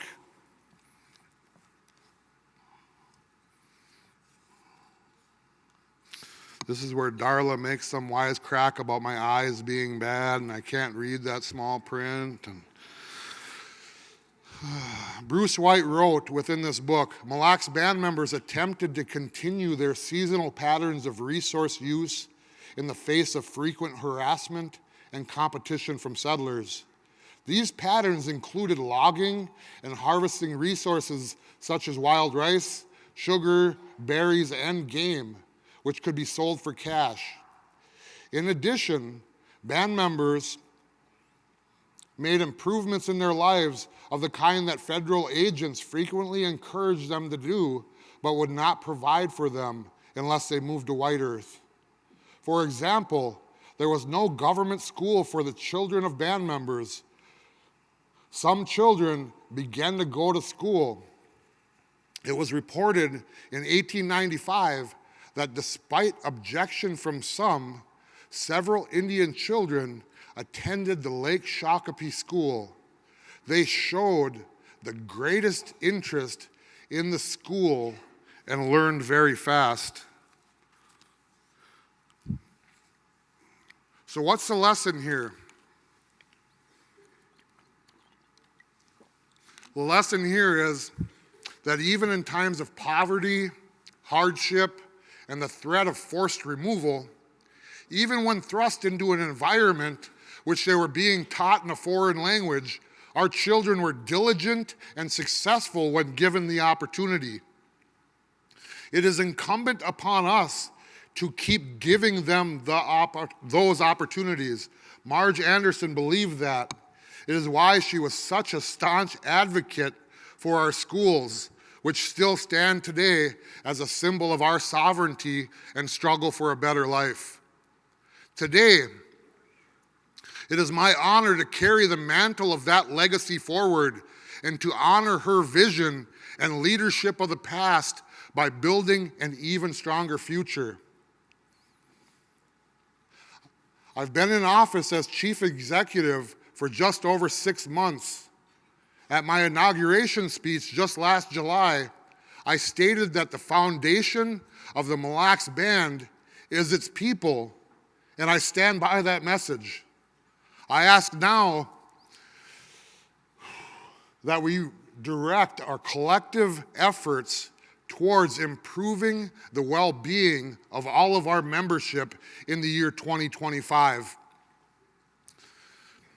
This is where it gets real, man.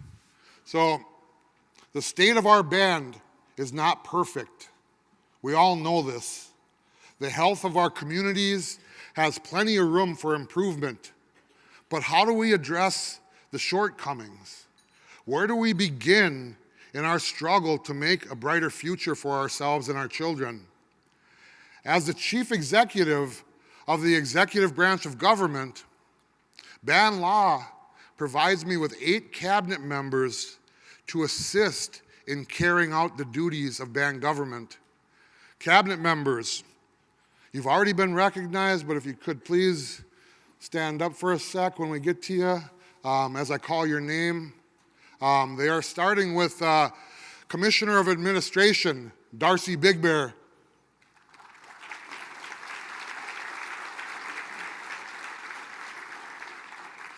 Assistant Commissioner of Administration, Maria Costello.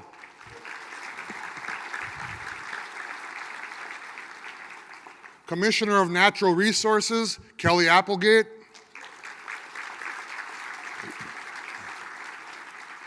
Commissioner of Education, Raina Keelspotted.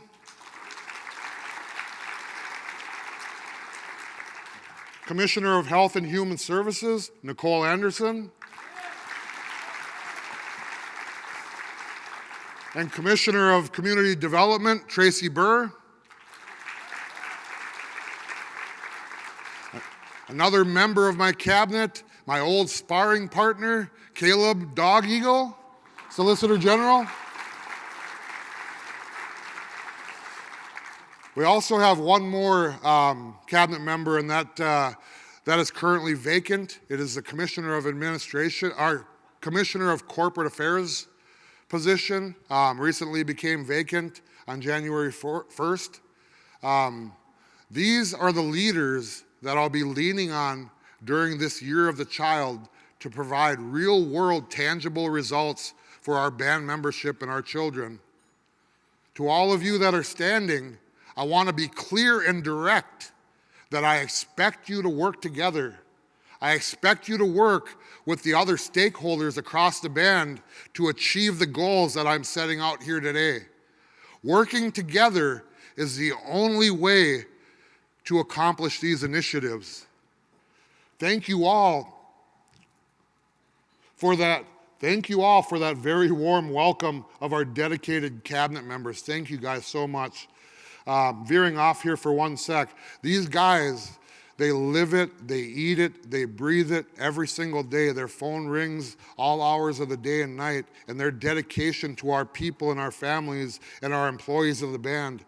We can't say enough how grateful we are for them and that sacrifice. So let's give them one more round of applause, please.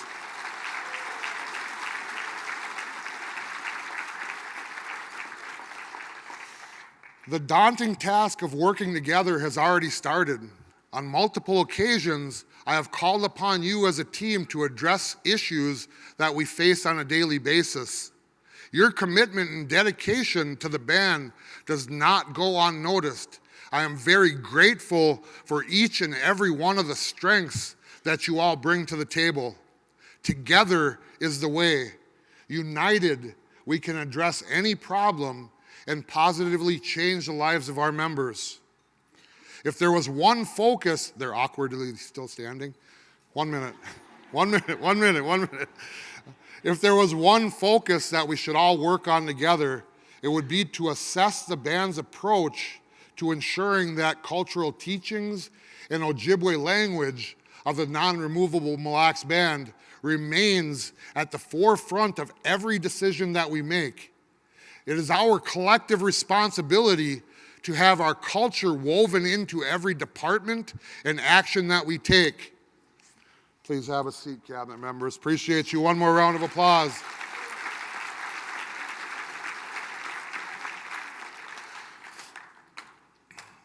So this is where it gets a little awkward, right? You get a little bossy, you know?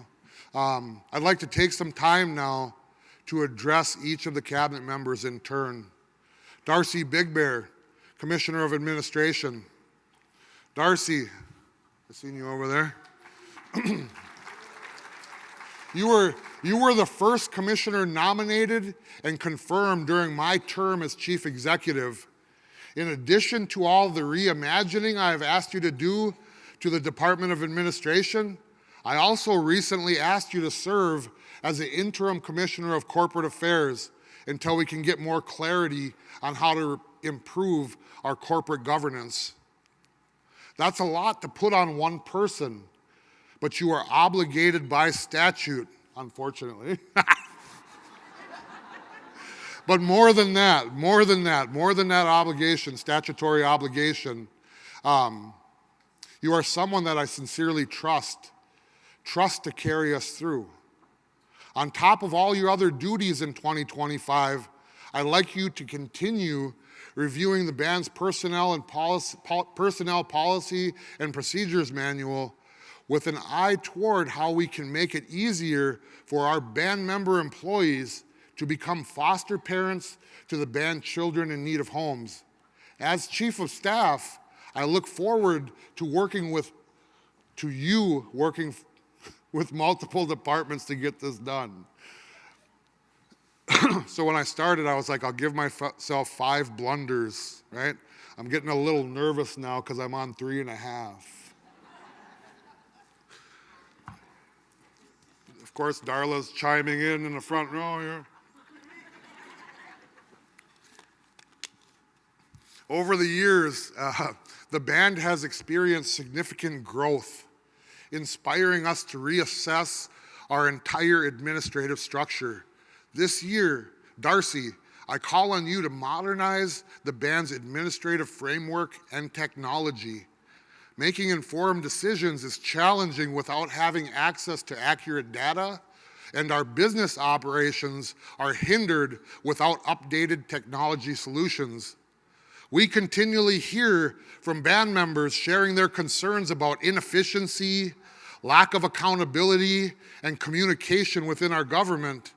And together, we will address these issues and revamp operations, ensuring that our employees have the tools they need to thrive and enhance their work experience, and ultimately provide better service for our band members.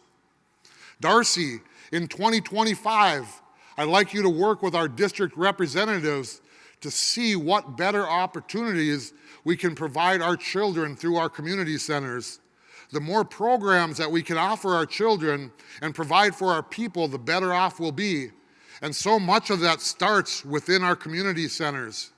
For starters, I look to you to get the community centers staffed during the times that are most convenient for all of our band members, especially and including our youth.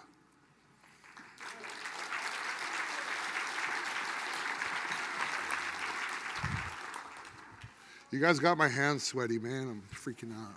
Just kidding. Speaking of community centers, There are 2 here in District 1. They are commonly referred to as the new and old community centers.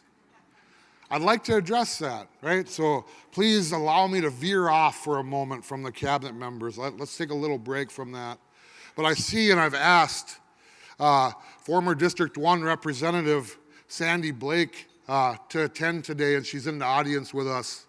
Sandy served as a District 1 representative from 2000 until 2004, and then again from 2008 until 2020.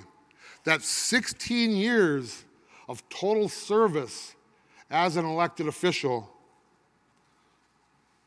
One sec.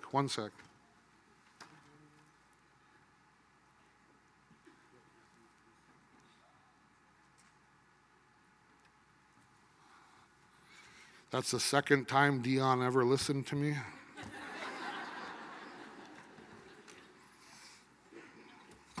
Just kidding, she's awesome. So, a dear friend of mine, Sandy Blake, also known as Misquanakadukwe, Red Sky Woman. Sandy has been deeply committed to the Mille Lacs Band and also committed to improving the lives of our band members over the years. She was instrumental in the creation of the District 1 Aquatic and Fitness Community Center, a project that reflected her vision for a more connected community. Her advocacy ensured that the facility would meet the needs of all band members. Sandy, which one is it? Make sure I get the right one here. Sandy Blake, my dear friend, you did a lot of work in your time to get the District 1 Aquatic and Fitness Center built. It's a beautiful facility and one that I've become very fond of. But as everybody in the room knows, man, I've really not liked that name, right? That's putting it lightly, man. That name, the Aquatic and Fitness Center, it's always really chapped my ass, man.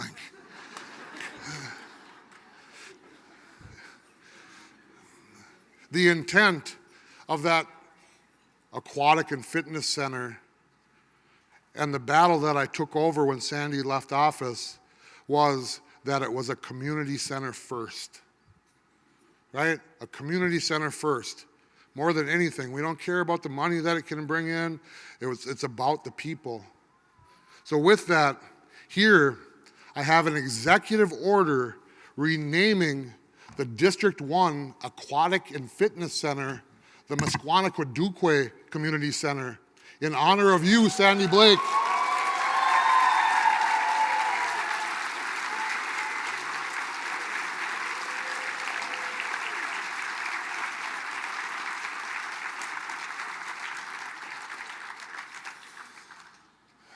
So, off script here.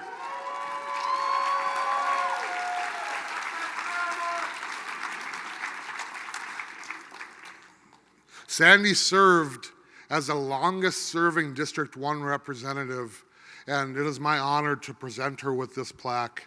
I'll give it to you when I'm off the stage. Miigwech so much.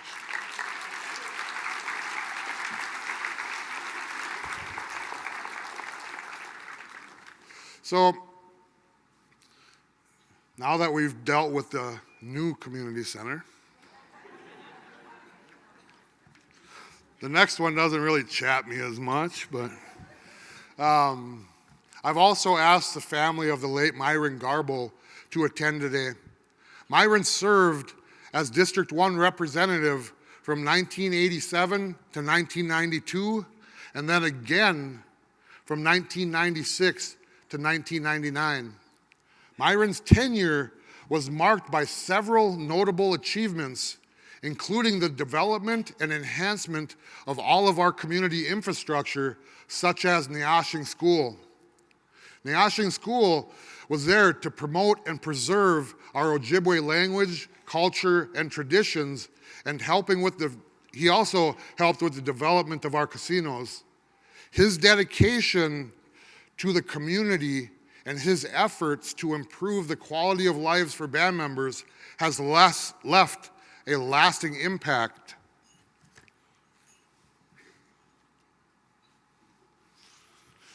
Family members of Myron Garbo, with your blessing, I have renamed the old District 1 Community Center the Badwewi-Dung Community Center. Please join me in giving these two instrumental leaders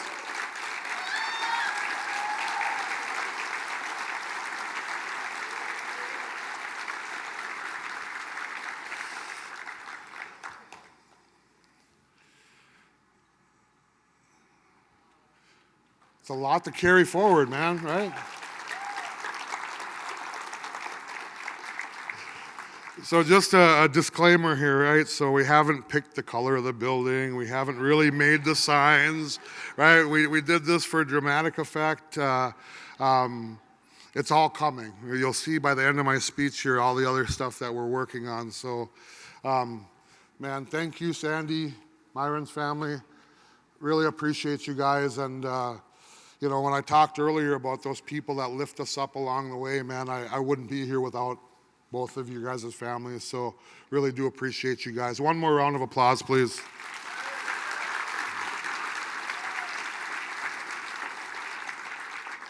Now back to the cabinet members. Maria Costello, Assistant Commissioner of Administration, the Swiss Army knife of commissioners. Maria has had to fill various roles over the years, acting not only as the Commissioner of Administration at times, but also as the Commissioner of Education, and the Commissioner of Community Development, and the Commissioner of Natural Resources. Maria, in 2025, I want you to take a really close look at our Human Resources Department. Our HR team is dedicated to meeting the needs of band employees, but they have never really been prioritized.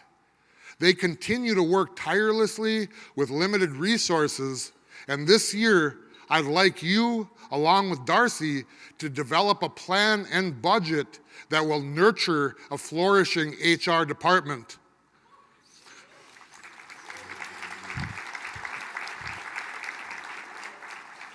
Supporting human resources is vital as they are the key to our government's success. We will implement a much-needed HR information system to improve efficiency, manage data, and provide more resources to band employees, and again, ultimately change the services that we're able to deliver to our band members. Additionally, Maria, I'd like you to establish a band member development department within HR that focuses on training and coaching and helping each band member develop and succeed with their respective career paths.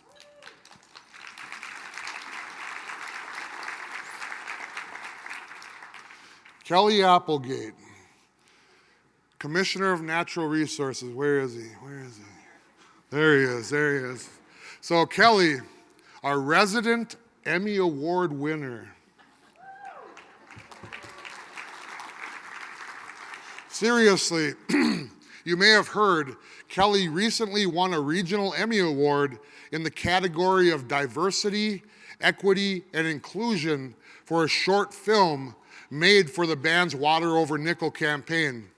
The film was developed to educate the public on tribal members' relationship with our sacred Monoman, and also so that people would understand the threat posed by nickel sulfide mining. For anyone who hasn't seen the video, please visit waterovernickel.com and you should be able to watch the short film. The Water Over Nickel campaign has been a tremendous success. Due to Kelly's efforts and Talon Metals' increased understanding of the band's concerns, Talon Metals has adjusted its approach to the design and operation of this proposed facility. Although not a final solution that the band is satisfied with, the Water Over Nickel campaign has succeeded in highlighting the band's environmental concerns over the proposed mine, thus ensuring the tribes, all tribes, are more involved in the state's mining permitting processes. Thank you, Kelly, for your dedication and continued advocacy on this very important issue.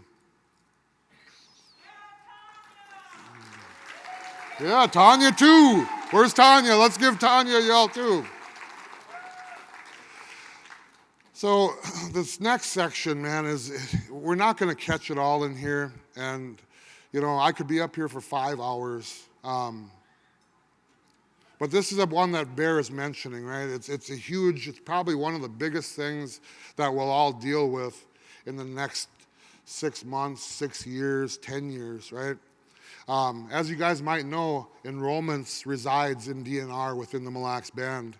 And with regard to enrollments, in 2024, the Mille Lacs Band commissioned a population projection study produced by the Wilder Foundation.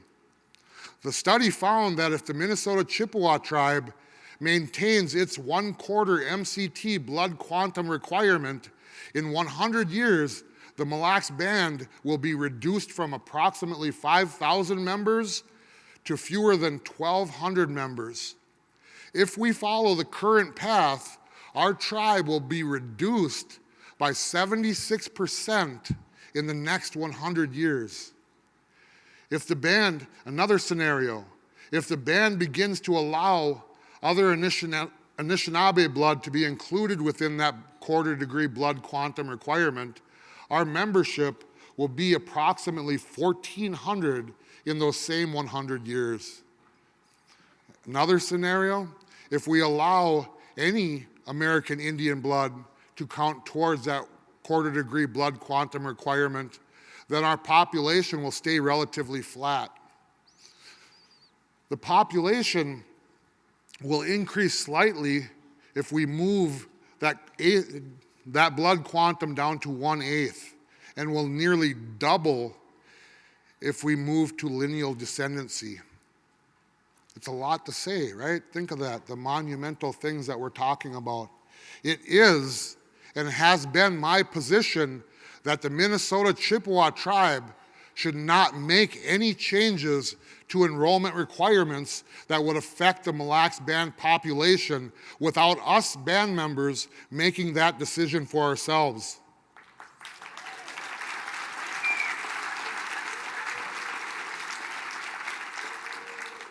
For this reason, I have pushed and will continue to push for a referendum vote that would allow Mille Lacs Band members to have their voices heard on this very important matter. To me, that is the fairest and most responsible way to make decisions of such monumental importance. In fact, in that same Wilder study, more than 80% of the Mille Lacs Band members surveyed believed that it should be up to us as band members to make those determinations. As leaders,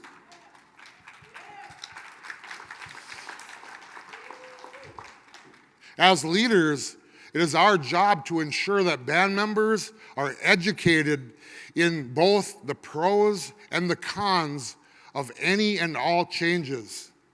It is my promise to the membership that before I agree to any changes, there will be a vote of the Mille Lacs Band people.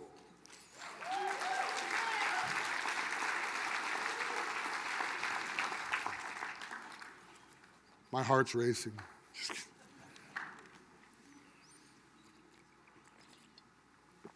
Commissioner Applegate has been of tremendous help to me when analyzing these complex issues.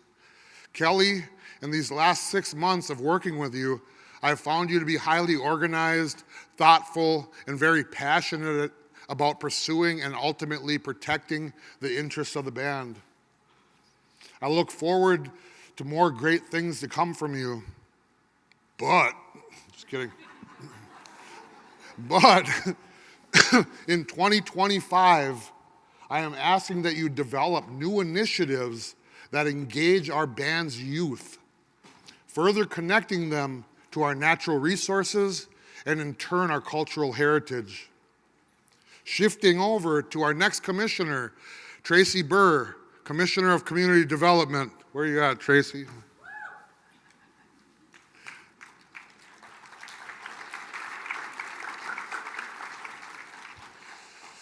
Tracy, another outside-the-box thinker. Tracy is new to the band in a commissioner role, but man, does he have some ideas, boy. Just kidding, Tracy. Recently, Tracy has completed a strategic housing plan for fiscal year 2025. It is the first of its kind in many, many years. Tracy will soon be submitting his plan to the Housing Board for approval, and after which time it'll be routed to the Band Assembly for final ratification.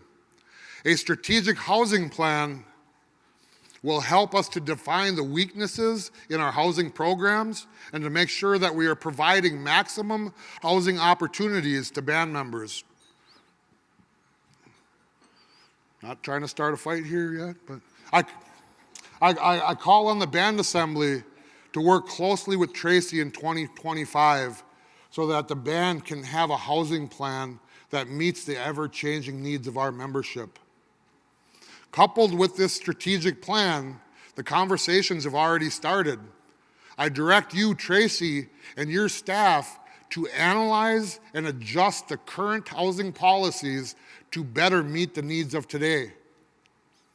Another objective that will set us up for future success is to develop and maintain a 10-year capital improvement plan. This plan should encompass an outline that will get our band facilities up to an acceptable standard, as well as provide a more comprehensive approach to the care of these valuable assets. Tracy, I thank you and your team for the work that you have done to date to help make this a reality. In 2025, I have some very lofty goals for you and your team. These goals, of course, are subject to appropriations of the Assembly.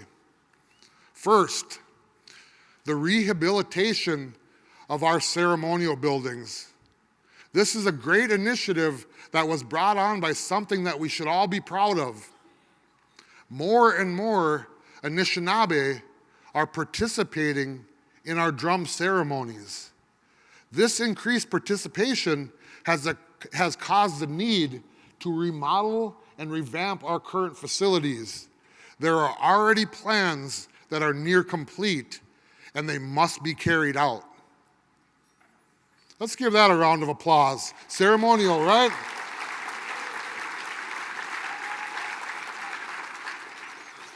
Second, lofty, right? Second, Neashing schools. This initiative ties directly to the Year of the Child by bringing our tribal schools up to date, ensuring the safety and well-being of our students.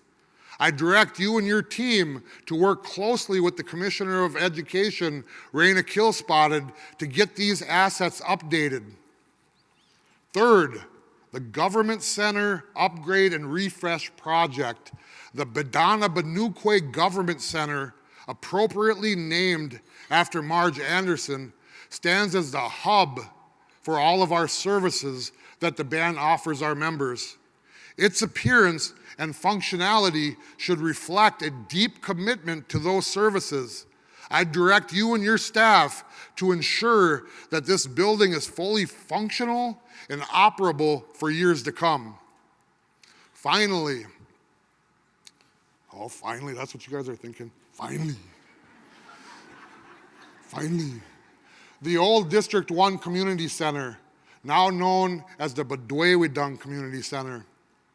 A few years ago, this project was brought up and into rotation to upgrade all of our existing community centers.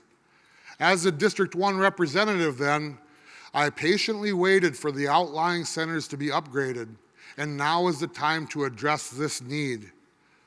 Tracy, please work with the District 1 representative to establish a plan to get this building up to an acceptable standard. Moving on. Oh, what?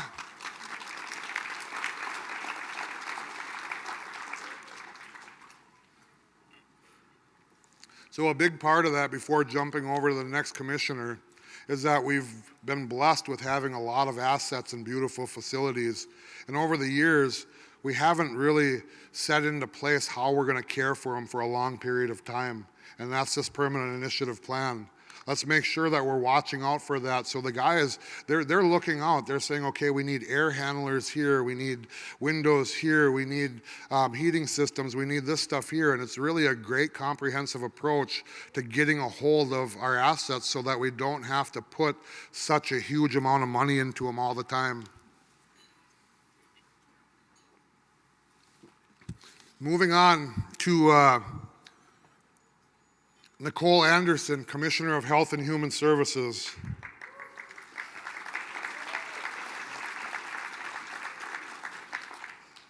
I'm going to need this teleprompter moved right here so I can stare right in her eyes.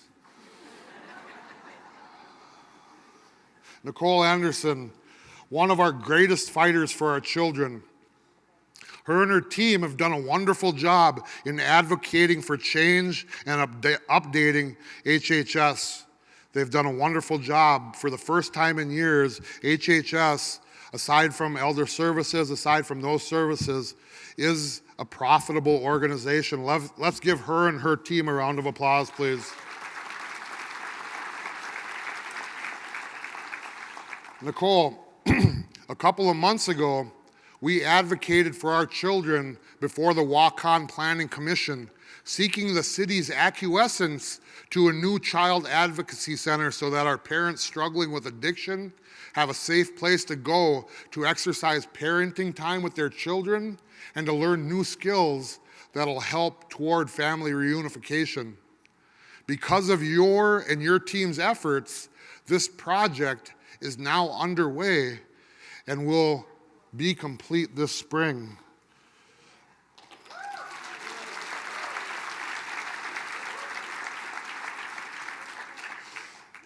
So this also ties into that movement of this administration of really looking at what assets that we have within the band, upgrading them, updating them, and utilizing them to their full potential. This Child Advocacy Center is just one example of something that we bought a while ago, and now we're going to put to full use. So we're very, very blessed. Let's give those former leaders a round of applause.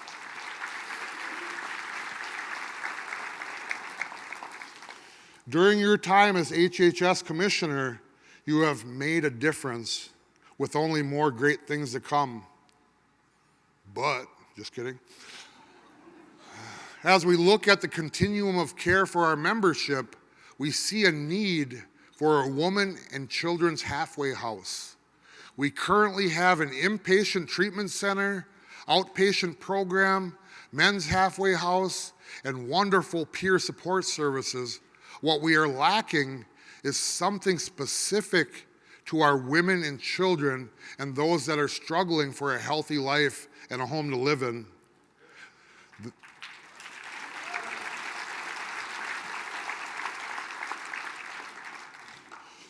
You guys want to see a fight? Watch this. Therefore, I am directing you. I am directing you, Nicole, to move forward on the planning and implementation of a woman's halfway house and working with the commissioner group to move forward on a comprehensive transitional housing plan. Moving to dental, switching to dental. I need them, just kidding. Switching to the dental team for a moment. They do outstanding work, but they are spread very thin. They work long days and adjust to the needs of patients as much as possible. However, it has become clear to me that the needs need to be increased. There needs to be increased access to dental services, especially in the outer districts.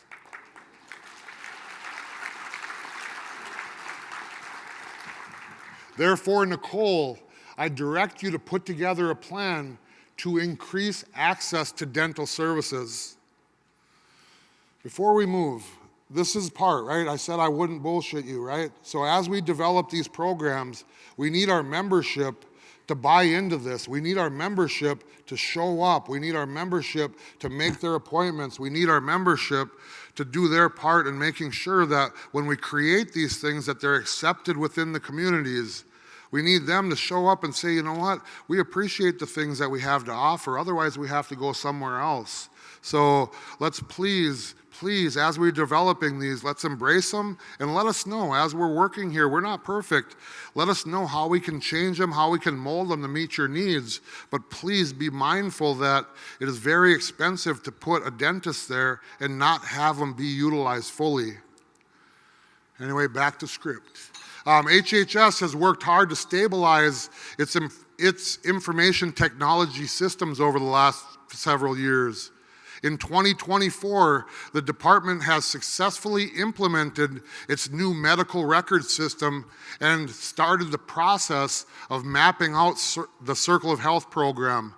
Technology modernization is vital for enhancing the quality of care, vital for improving operational efficiency, and ensuring that we meet the needs of the people that we serve.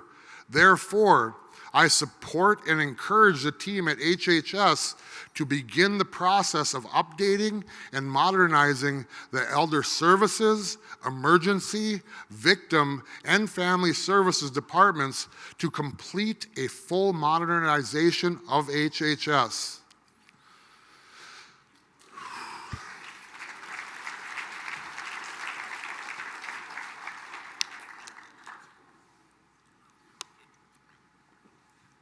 You guys are going to be lucky. If I drink 2 more waters, I have to quit talking, you know. Finally, given that the theme of this year's State of the Band address is the well-being of our children, I would be remiss if I did not mention family services. The Family Services Department has been a critical area of band government for years, and it has operated with minimum levels of support. Through self-determination, we as a band make the decisions about our child welfare systems. And we must ensure that family ties remain at the forefront of these decisions. Evidence shows that children do better when they maintain connection to their families. Having taken many children into my own household over the years, I believe that looking after family members that are in need is part of being Anishinaabe. It is who we are, and we must always keep those family ties strong. A lot of work to do.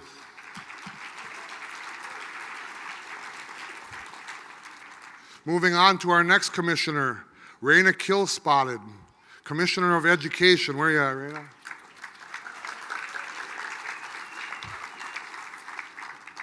Tracy will like this one. Raina Killspotted, my newest commissioner, the new baby commissioner.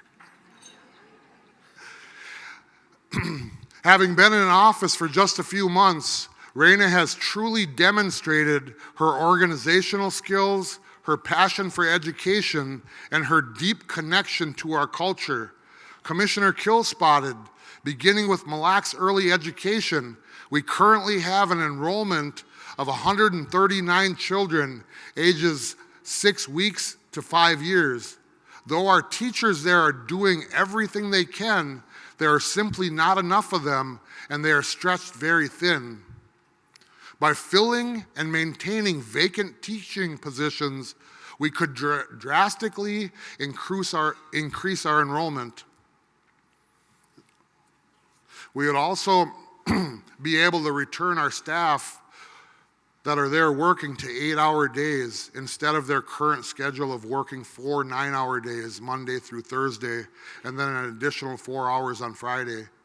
But due to the turbulence of the scheduling, Mille Lacs Early Education is closed for a half a day on Friday, and we even have had some children leave as a result.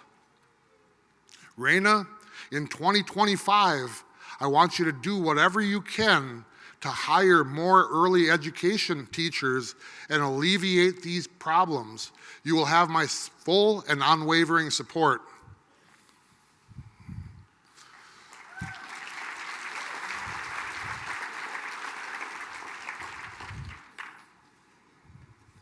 Hold on one sec.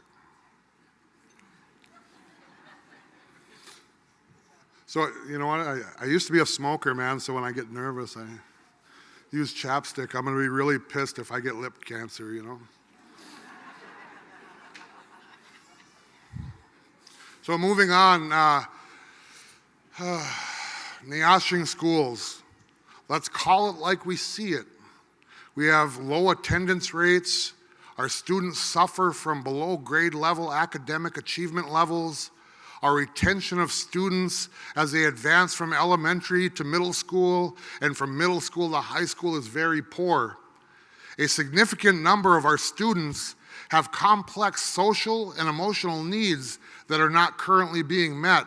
And finally, and even within our own schools, there are simply not enough learning opportunities for the cultural knowledge and Ojibwe language. This is something that absolutely must change.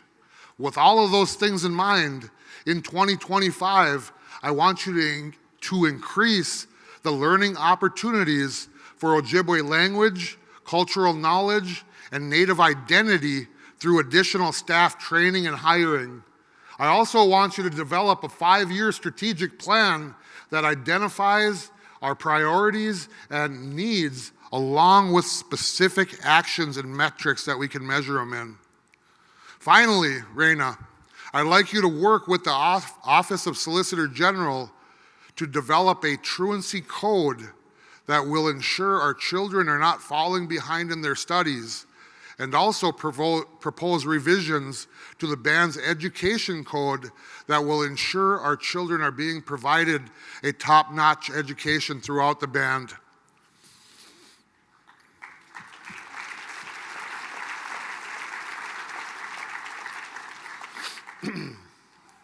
Now, I know that's a lot for a baby commissioner, but education is near and dear to my heart, as I know it is yours. Your passion for education shows through anytime you speak about it. As you know, without a quality education that incorporates both our traditions and culture along with the advancements of the modern world, our children are not set up for success in a society that is always changing and always becoming more complicated.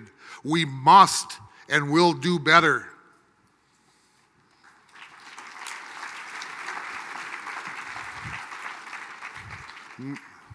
So this one's a weird one for me, right? So when I was over at the representative's office there, me and Caleb like to put on the gloves from time to time, and still a little awkward when we're in the same team, right? Just kidding, Caleb. So Caleb, Dog Eagle, Solicitor General, you're one of the best people I know at working a room, second only to myself. But seriously, Caleb, you have served the band well for many years now, starting in 2019. I thank you and your office for the work you do in representing the band's interest in tribal court, helping our government function on a daily basis, and for overseeing the band's reservation boundary litigation against Mille Lacs County. As you all know, back in 2017, the band filed a lawsuit against Mille Lacs County after the county created a law enforcement crisis on our reservation. The county terminated our law enforcement agreement and asserted that the band's officers lacked authority to investigate crimes and make arrests on our reservation. The band, very fortunately, has since prevailed in federal court. In several landmark rulings, the court determined that the boundaries of the 1855 Mille Lacs Reservation do remain intact and that the band's officers have inherent law enforcement authority all throughout the reservation. The county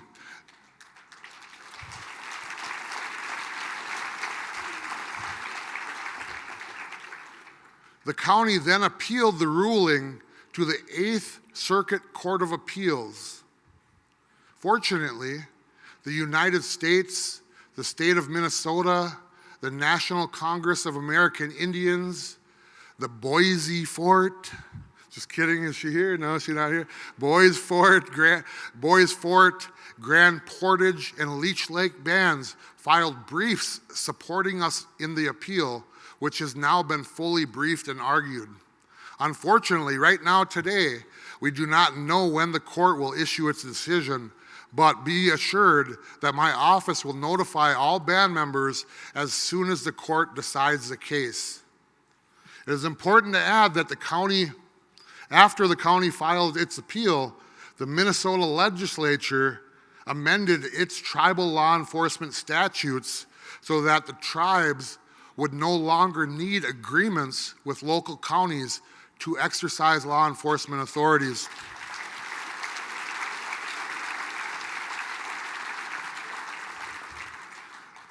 These legislative amendments prevent Mille Lacs or any other county from ever again attempting to cripple law enforcement authority on a reservation. Round of applause. Thank them so much. Solicitor General Dog Eagle, Caleb, in 2025, I ask that you continue advocating on the band's behalf on this very important issue, along with the band's outstanding legal team at Zions Chestnut Law Firm. That team includes Mark Slonim and Beth Baldwin. Let's give them a round of applause for the work they do for the band. Caleb, let's see this fight through to the end so that nobody can ever again question the existence of our reservation or that we belong here.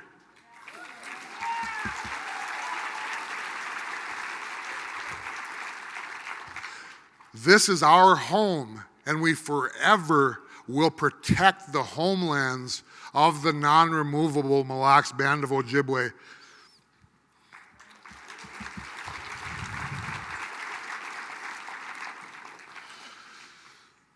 I need a drink of water for this one. And now that the issue of the Mille Lacs Reservation is reaching finality, early in November, I met with some drum chiefs from District 2 about the status of Sandy Lake Reservation. Micha Abed said something, a lot of things, but said something that resonated with me, right? And allow me to paraphrase. The thing that he said to me, and it just rings in my head right now, even as we're thinking, like, we fought for the Mille Lacs boundary. He said, why? Right? Why? And you know what he did? He hit the desk. He said, because there was a reservation there. I was like, wow, that's right? Well, there is a reservation at Sandy Lake, and we need to fight to have it recognized also. So to all of our band members,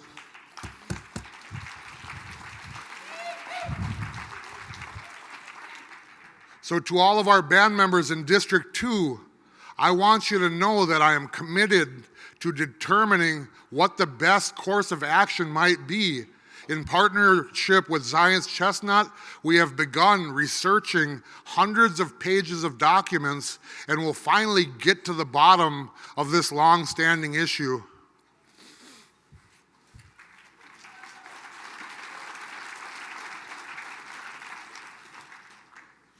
So,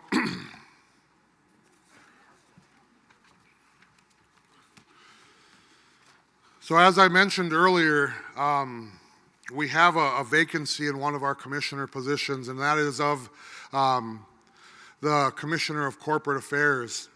It was formerly held by Joseph Naquinabe Jr., someone who I have known all my life and who has served the band in that role for 12 years. Joe's term ended just a couple of weeks ago, and I made the difficult decision not to renominate him. But we do have a plan to ensure the continuity of leadership at Mille Lacs Corporate Ventures, and we have begun, and we have been working for several weeks to forge a path forward. Having served in that role for 12 years, Joe has developed a great deal of knowledge that is difficult to replace, especially in the emerging cannabis market. Therefore, I truly believe it is in the band's best interest that Joe continue to serve and help and share that knowledge in some capacity. We've yet to figure that out, but we're working towards some type of solution. Former Mille Lacs Band Chief Executive Art Garbo believed that our gaming business was the engine that powered band government and powered sovereignty. It is true that our casinos have served us very well for a very long time, but I've always thought they could do better. I've also long believed that our non-gaming businesses could improve. This is where I said I wouldn't lie, right? We got some stuff we got to work on, and I filtered this down for public consumption, but we got to have some real conversations. The services, the band membership, everything that we're doing for the tribe is growing and growing and growing. And imagine being a new chief executive while, gaming revenue is going down, right? And that's a problem all across Indian country. And it's something that we've, as a band assembly, really tried hard to get ahead of. We've invested, and we've yet to see the fruits of those labors, and we're trying to figure that out. So, unfortunately, distributions from our gaming revenue are trending downward, and only a small percentage of our casino employees are Mille Lacs band members. Therefore, I believe there's a tremendous amount of work that we can improve upon. So as I mentioned earlier, and I'm not on script here, as I mentioned earlier, when I throughout the course of my life, I had people that helped. When I was first elected District 1 representative, a very dear friend and servant to the band became very close with me, man, and he helped me and led me along the way, and he's also had some very insightful teachings. That former representative served the band for 28 years in office. Can we give Marvin Bruno a round of applause, please?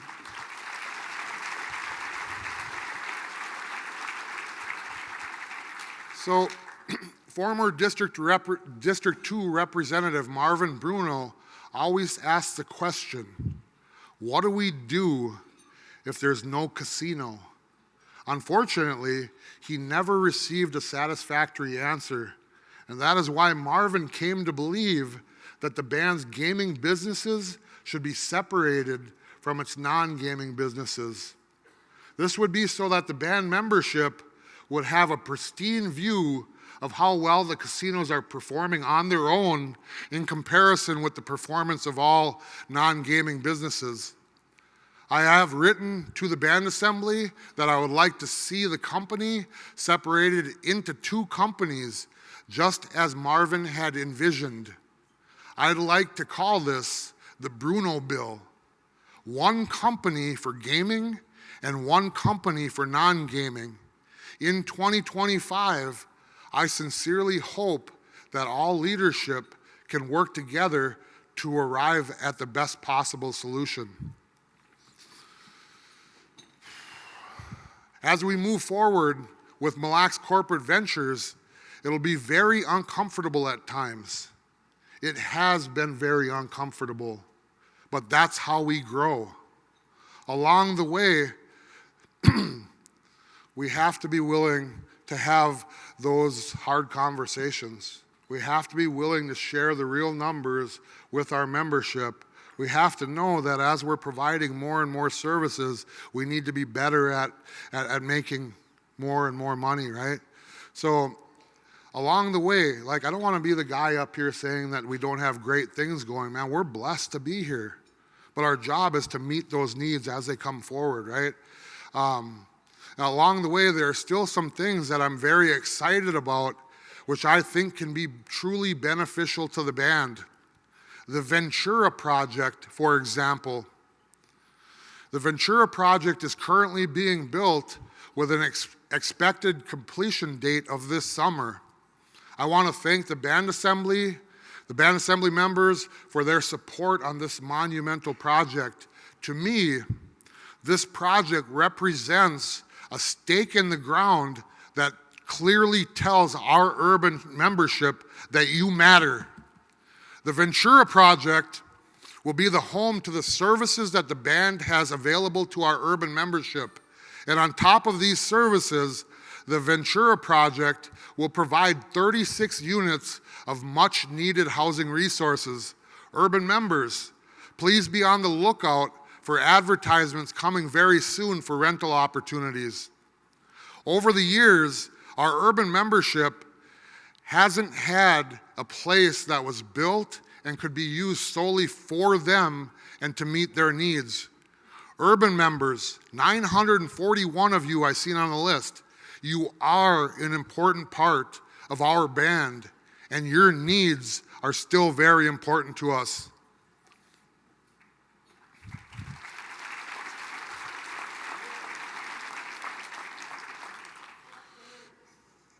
So another exciting project, this one's cool, man, this one's cool, this one's got a lot of hope, right?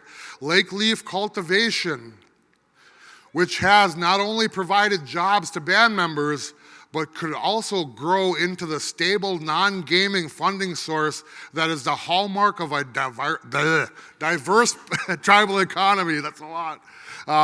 In the coming years, I can't wait to see the places we'll go together. Hey, am I high right now? Just kidding.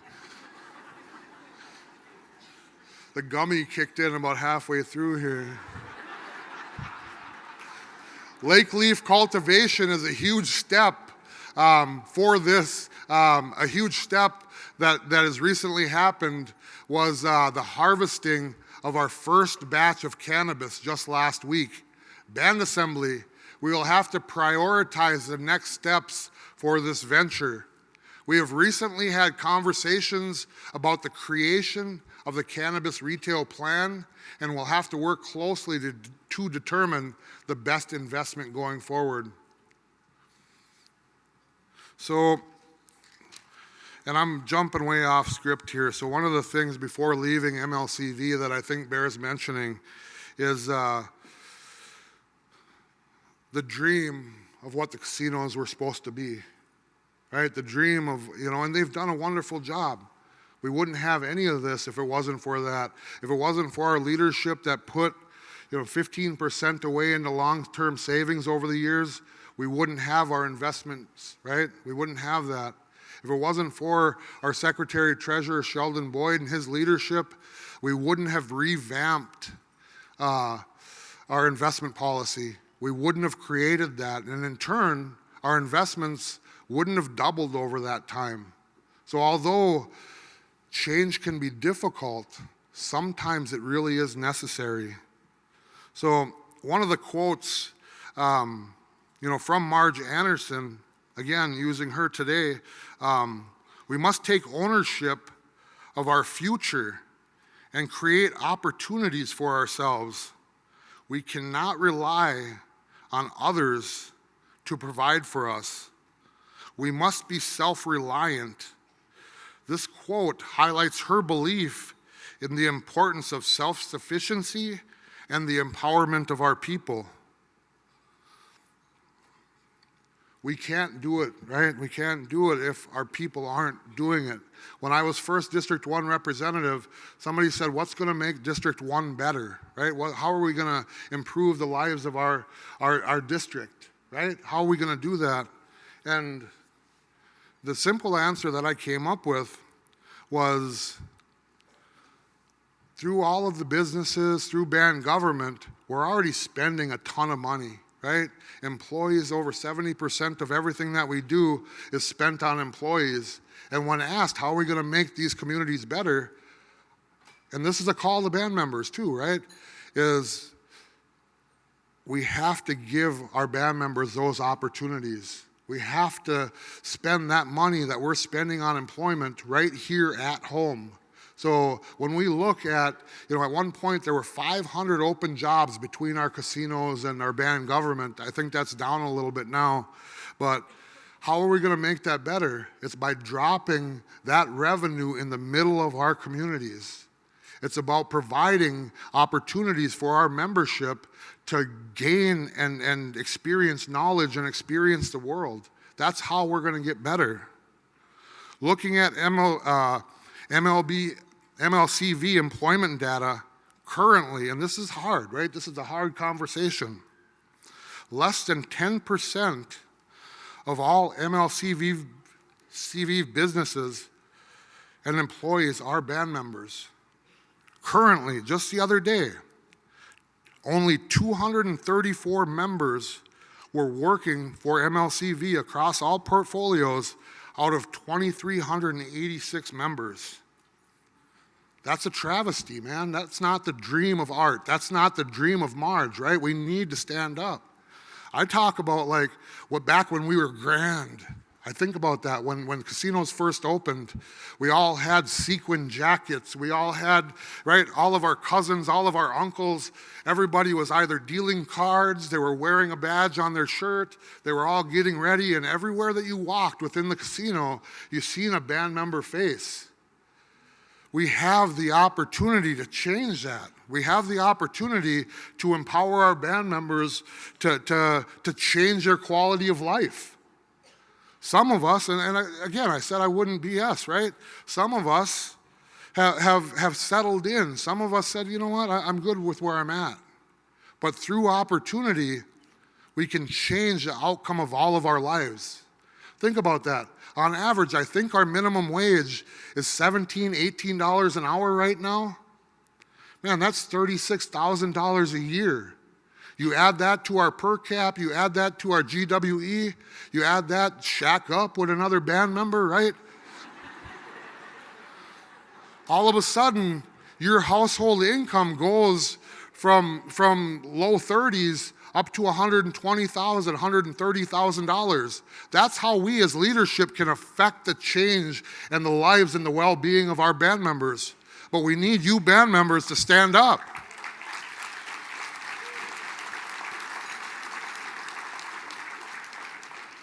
As leaders, we can only provide opportunities. We cannot make you take them, right? We can't make you run with those opportunities. We can't do this alone. Band members, we can change your quality of life. We can change those outcomes. We can change our health. We can change our wellness. But we need you to be part of the team. We also need to change through trust, right? You have to believe that we're going to change. You have to believe and trust that we have your best interest at heart. And also change through hard conversations. This is all something I knew that we had to have, right?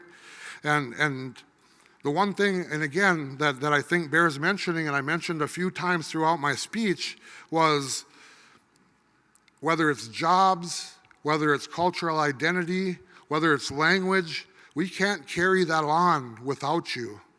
I'll say that I'm guilty. I should have and will. One of my commitments to myself is to learn the Ojibwe language. And our job as leaders is to provide those opportunities. But we need people to teach, right? We need people to stay and stick it out. When we look at the language of the Mille Lacs Band, we've invested time and time and time again only to have that investment leave our communities. They went to work somewhere else. Somebody else got a grant and now I'm gone. But they're forgetting the whole context of that was to learn and teach the Mille Lacs Band of Ojibwe language to our own people. And we have to change that.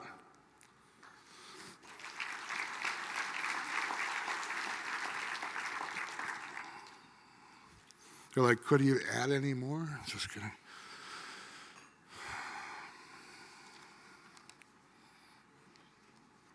So back to employment data, just to get this out of the way.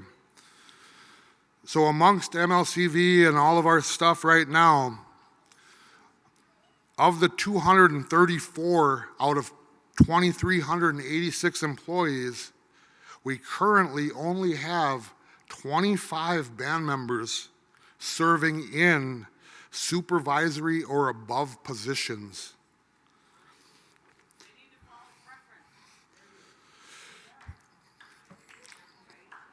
We have, between the two properties, just the casinos, there are 261 supervisory or above positions. And again, only 25 of those are held by band members. A shining star, I will say, a shining star, and something that's coming up, and I mentioned it earlier, lake leaf cultivation currently sits at 66% band members. 20 of 30 people.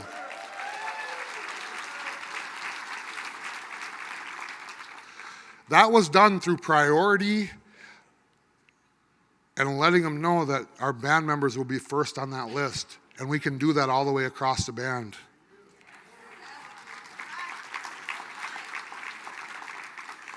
So band government, we're very fortunate, and I want to make sure that we touch base on this.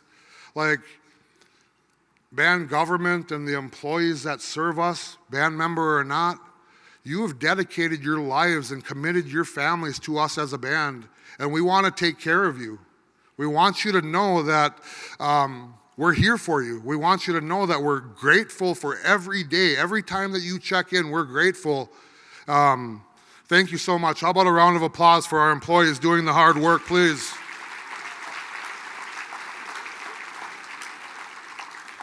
I think a very doable goal, and again, this is about band members stepping up, but I think we have to set a goal of around 30%. Right now, currently, Mille Lacs band government is roughly 30% band members, so we're out there fighting for ourselves, right? Now we need to do it here. All right. Do it. Do it. Quit talking about it. Quit talking about it. Chris, you've been there for 6 months. It ain't done. Hold on. Let me get a drink of water. I'm almost done. Bear with me here. I'm almost done. All right.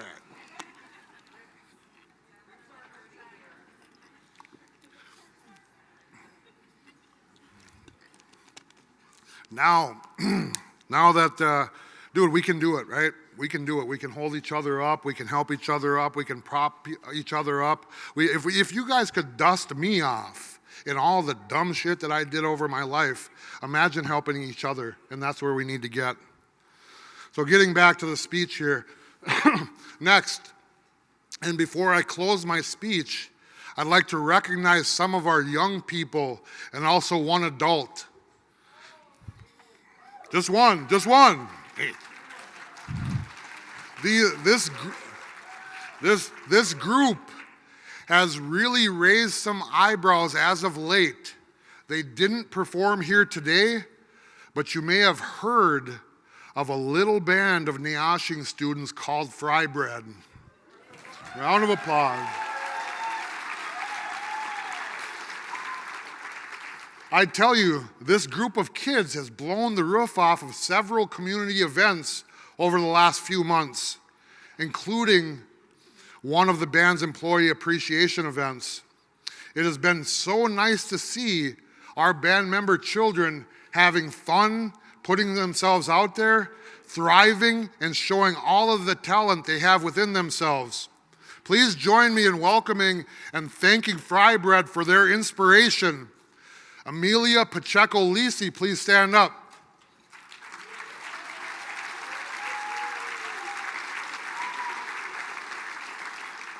Cass Sam, please stand up.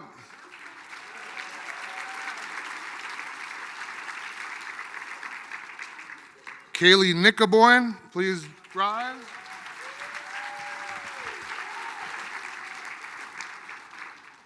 Hayden Nickaboyne. Mercedes Anderson. And he'll really hate this one, but little drummer boy, Bryce Cash.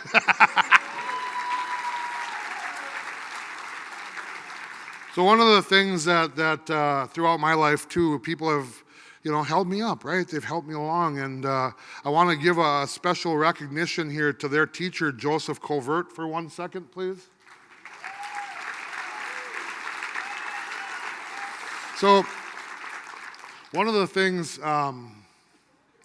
you know, that magic and power of pushing people along and putting them in the spotlight, Joseph has found a way to have our band members jump out in front of a crowd, right? And as we look to this year of the child, let's support those kids. Let's change it. Like I said earlier, we've been very great at being reactive. How do we get proactive? How do we change the lives and the direction of the band? Let's do it by being proactive and maintaining these wonderful young adults and maintaining and making sure that we're encouraging them in everything that they do. One more round of applause for Fry Bread. I'm nearing the end here. So a couple other people, and this by no means is a complete list, but just a couple people that I think bears mentioning.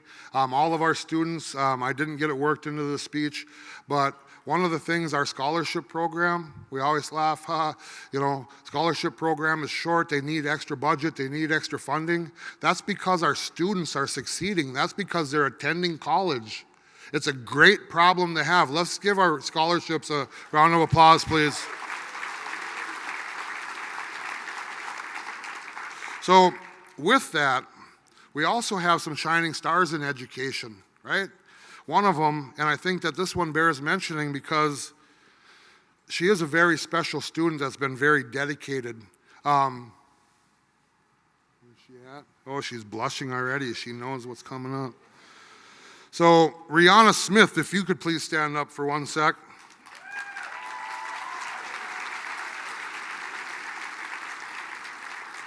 So the reason that this is mentioned is Rihanna has been an exemplary student throughout high school. She is set to graduate high school on May 27th of this year. But she does this having already attained her associate's degree. Before she graduates high school, she's going to have her associate's degree in hand. Round of applause.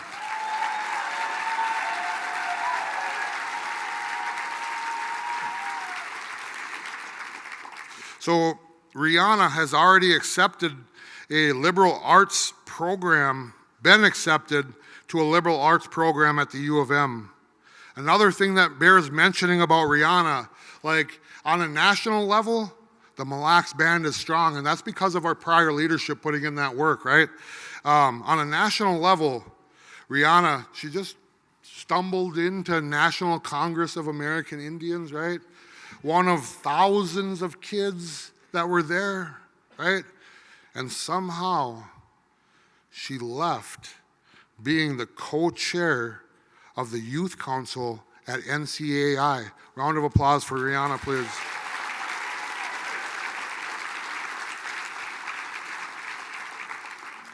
So, as we mentioned dignitaries earlier, and I'm really, really close to being done, and I know everybody's hungry.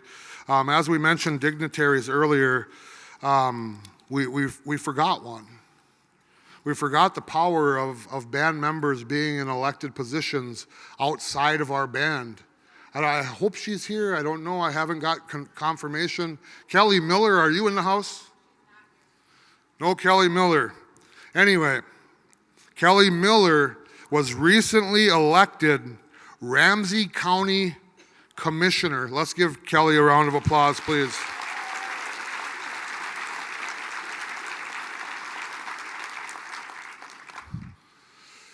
In closing, finally, I just want to say that we have many, many things going for us as a band. From our government services, to our boundary case, to our business ventures, we truly are the non-removable Mille Lacs Band of Ojibwe. We are here to stay. We are here to live life with all the resilience of our ancestors, but we have got to do more to look after our children and to make sure they have the opportunities that those same ancestors fought for. With that, I hope that you will join me in this year of 2025, Year of the Child, to do all that we can for the youth and to ensure the preservation of our way of life for generations to come. Miigwech MLB, onward baby, let's go.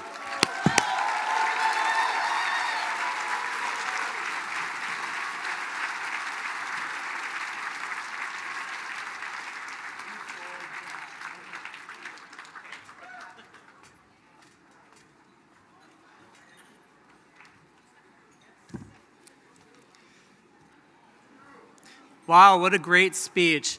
Let's give another round of applause for our Chief Executive, Virgil Wind.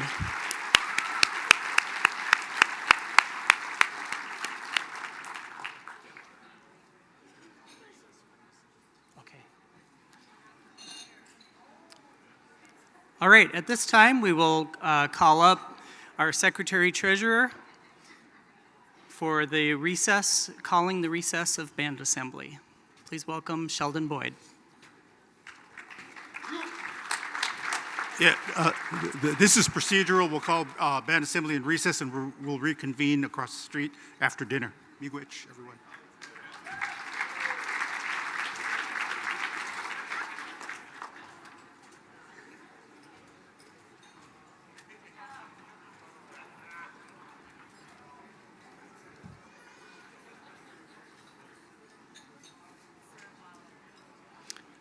All right, at this time, we will have a song by the Little Otter Singers on the drum.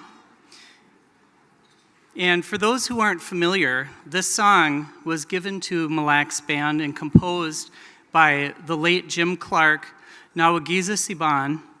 This song was to be sung at the State of the Band address for the people of the Mille Lacs Band of Ojibwe to celebrate and bless us. So with this, let's please welcome Little Otter Singers. Please stand if you are able.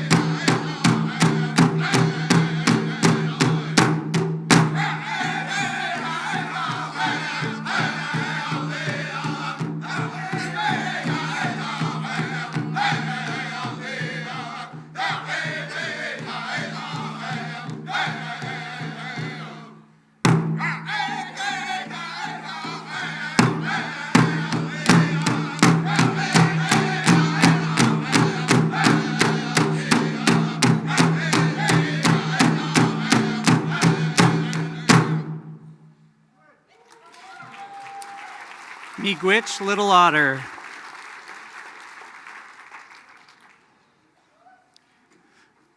Lastly, you may be seated.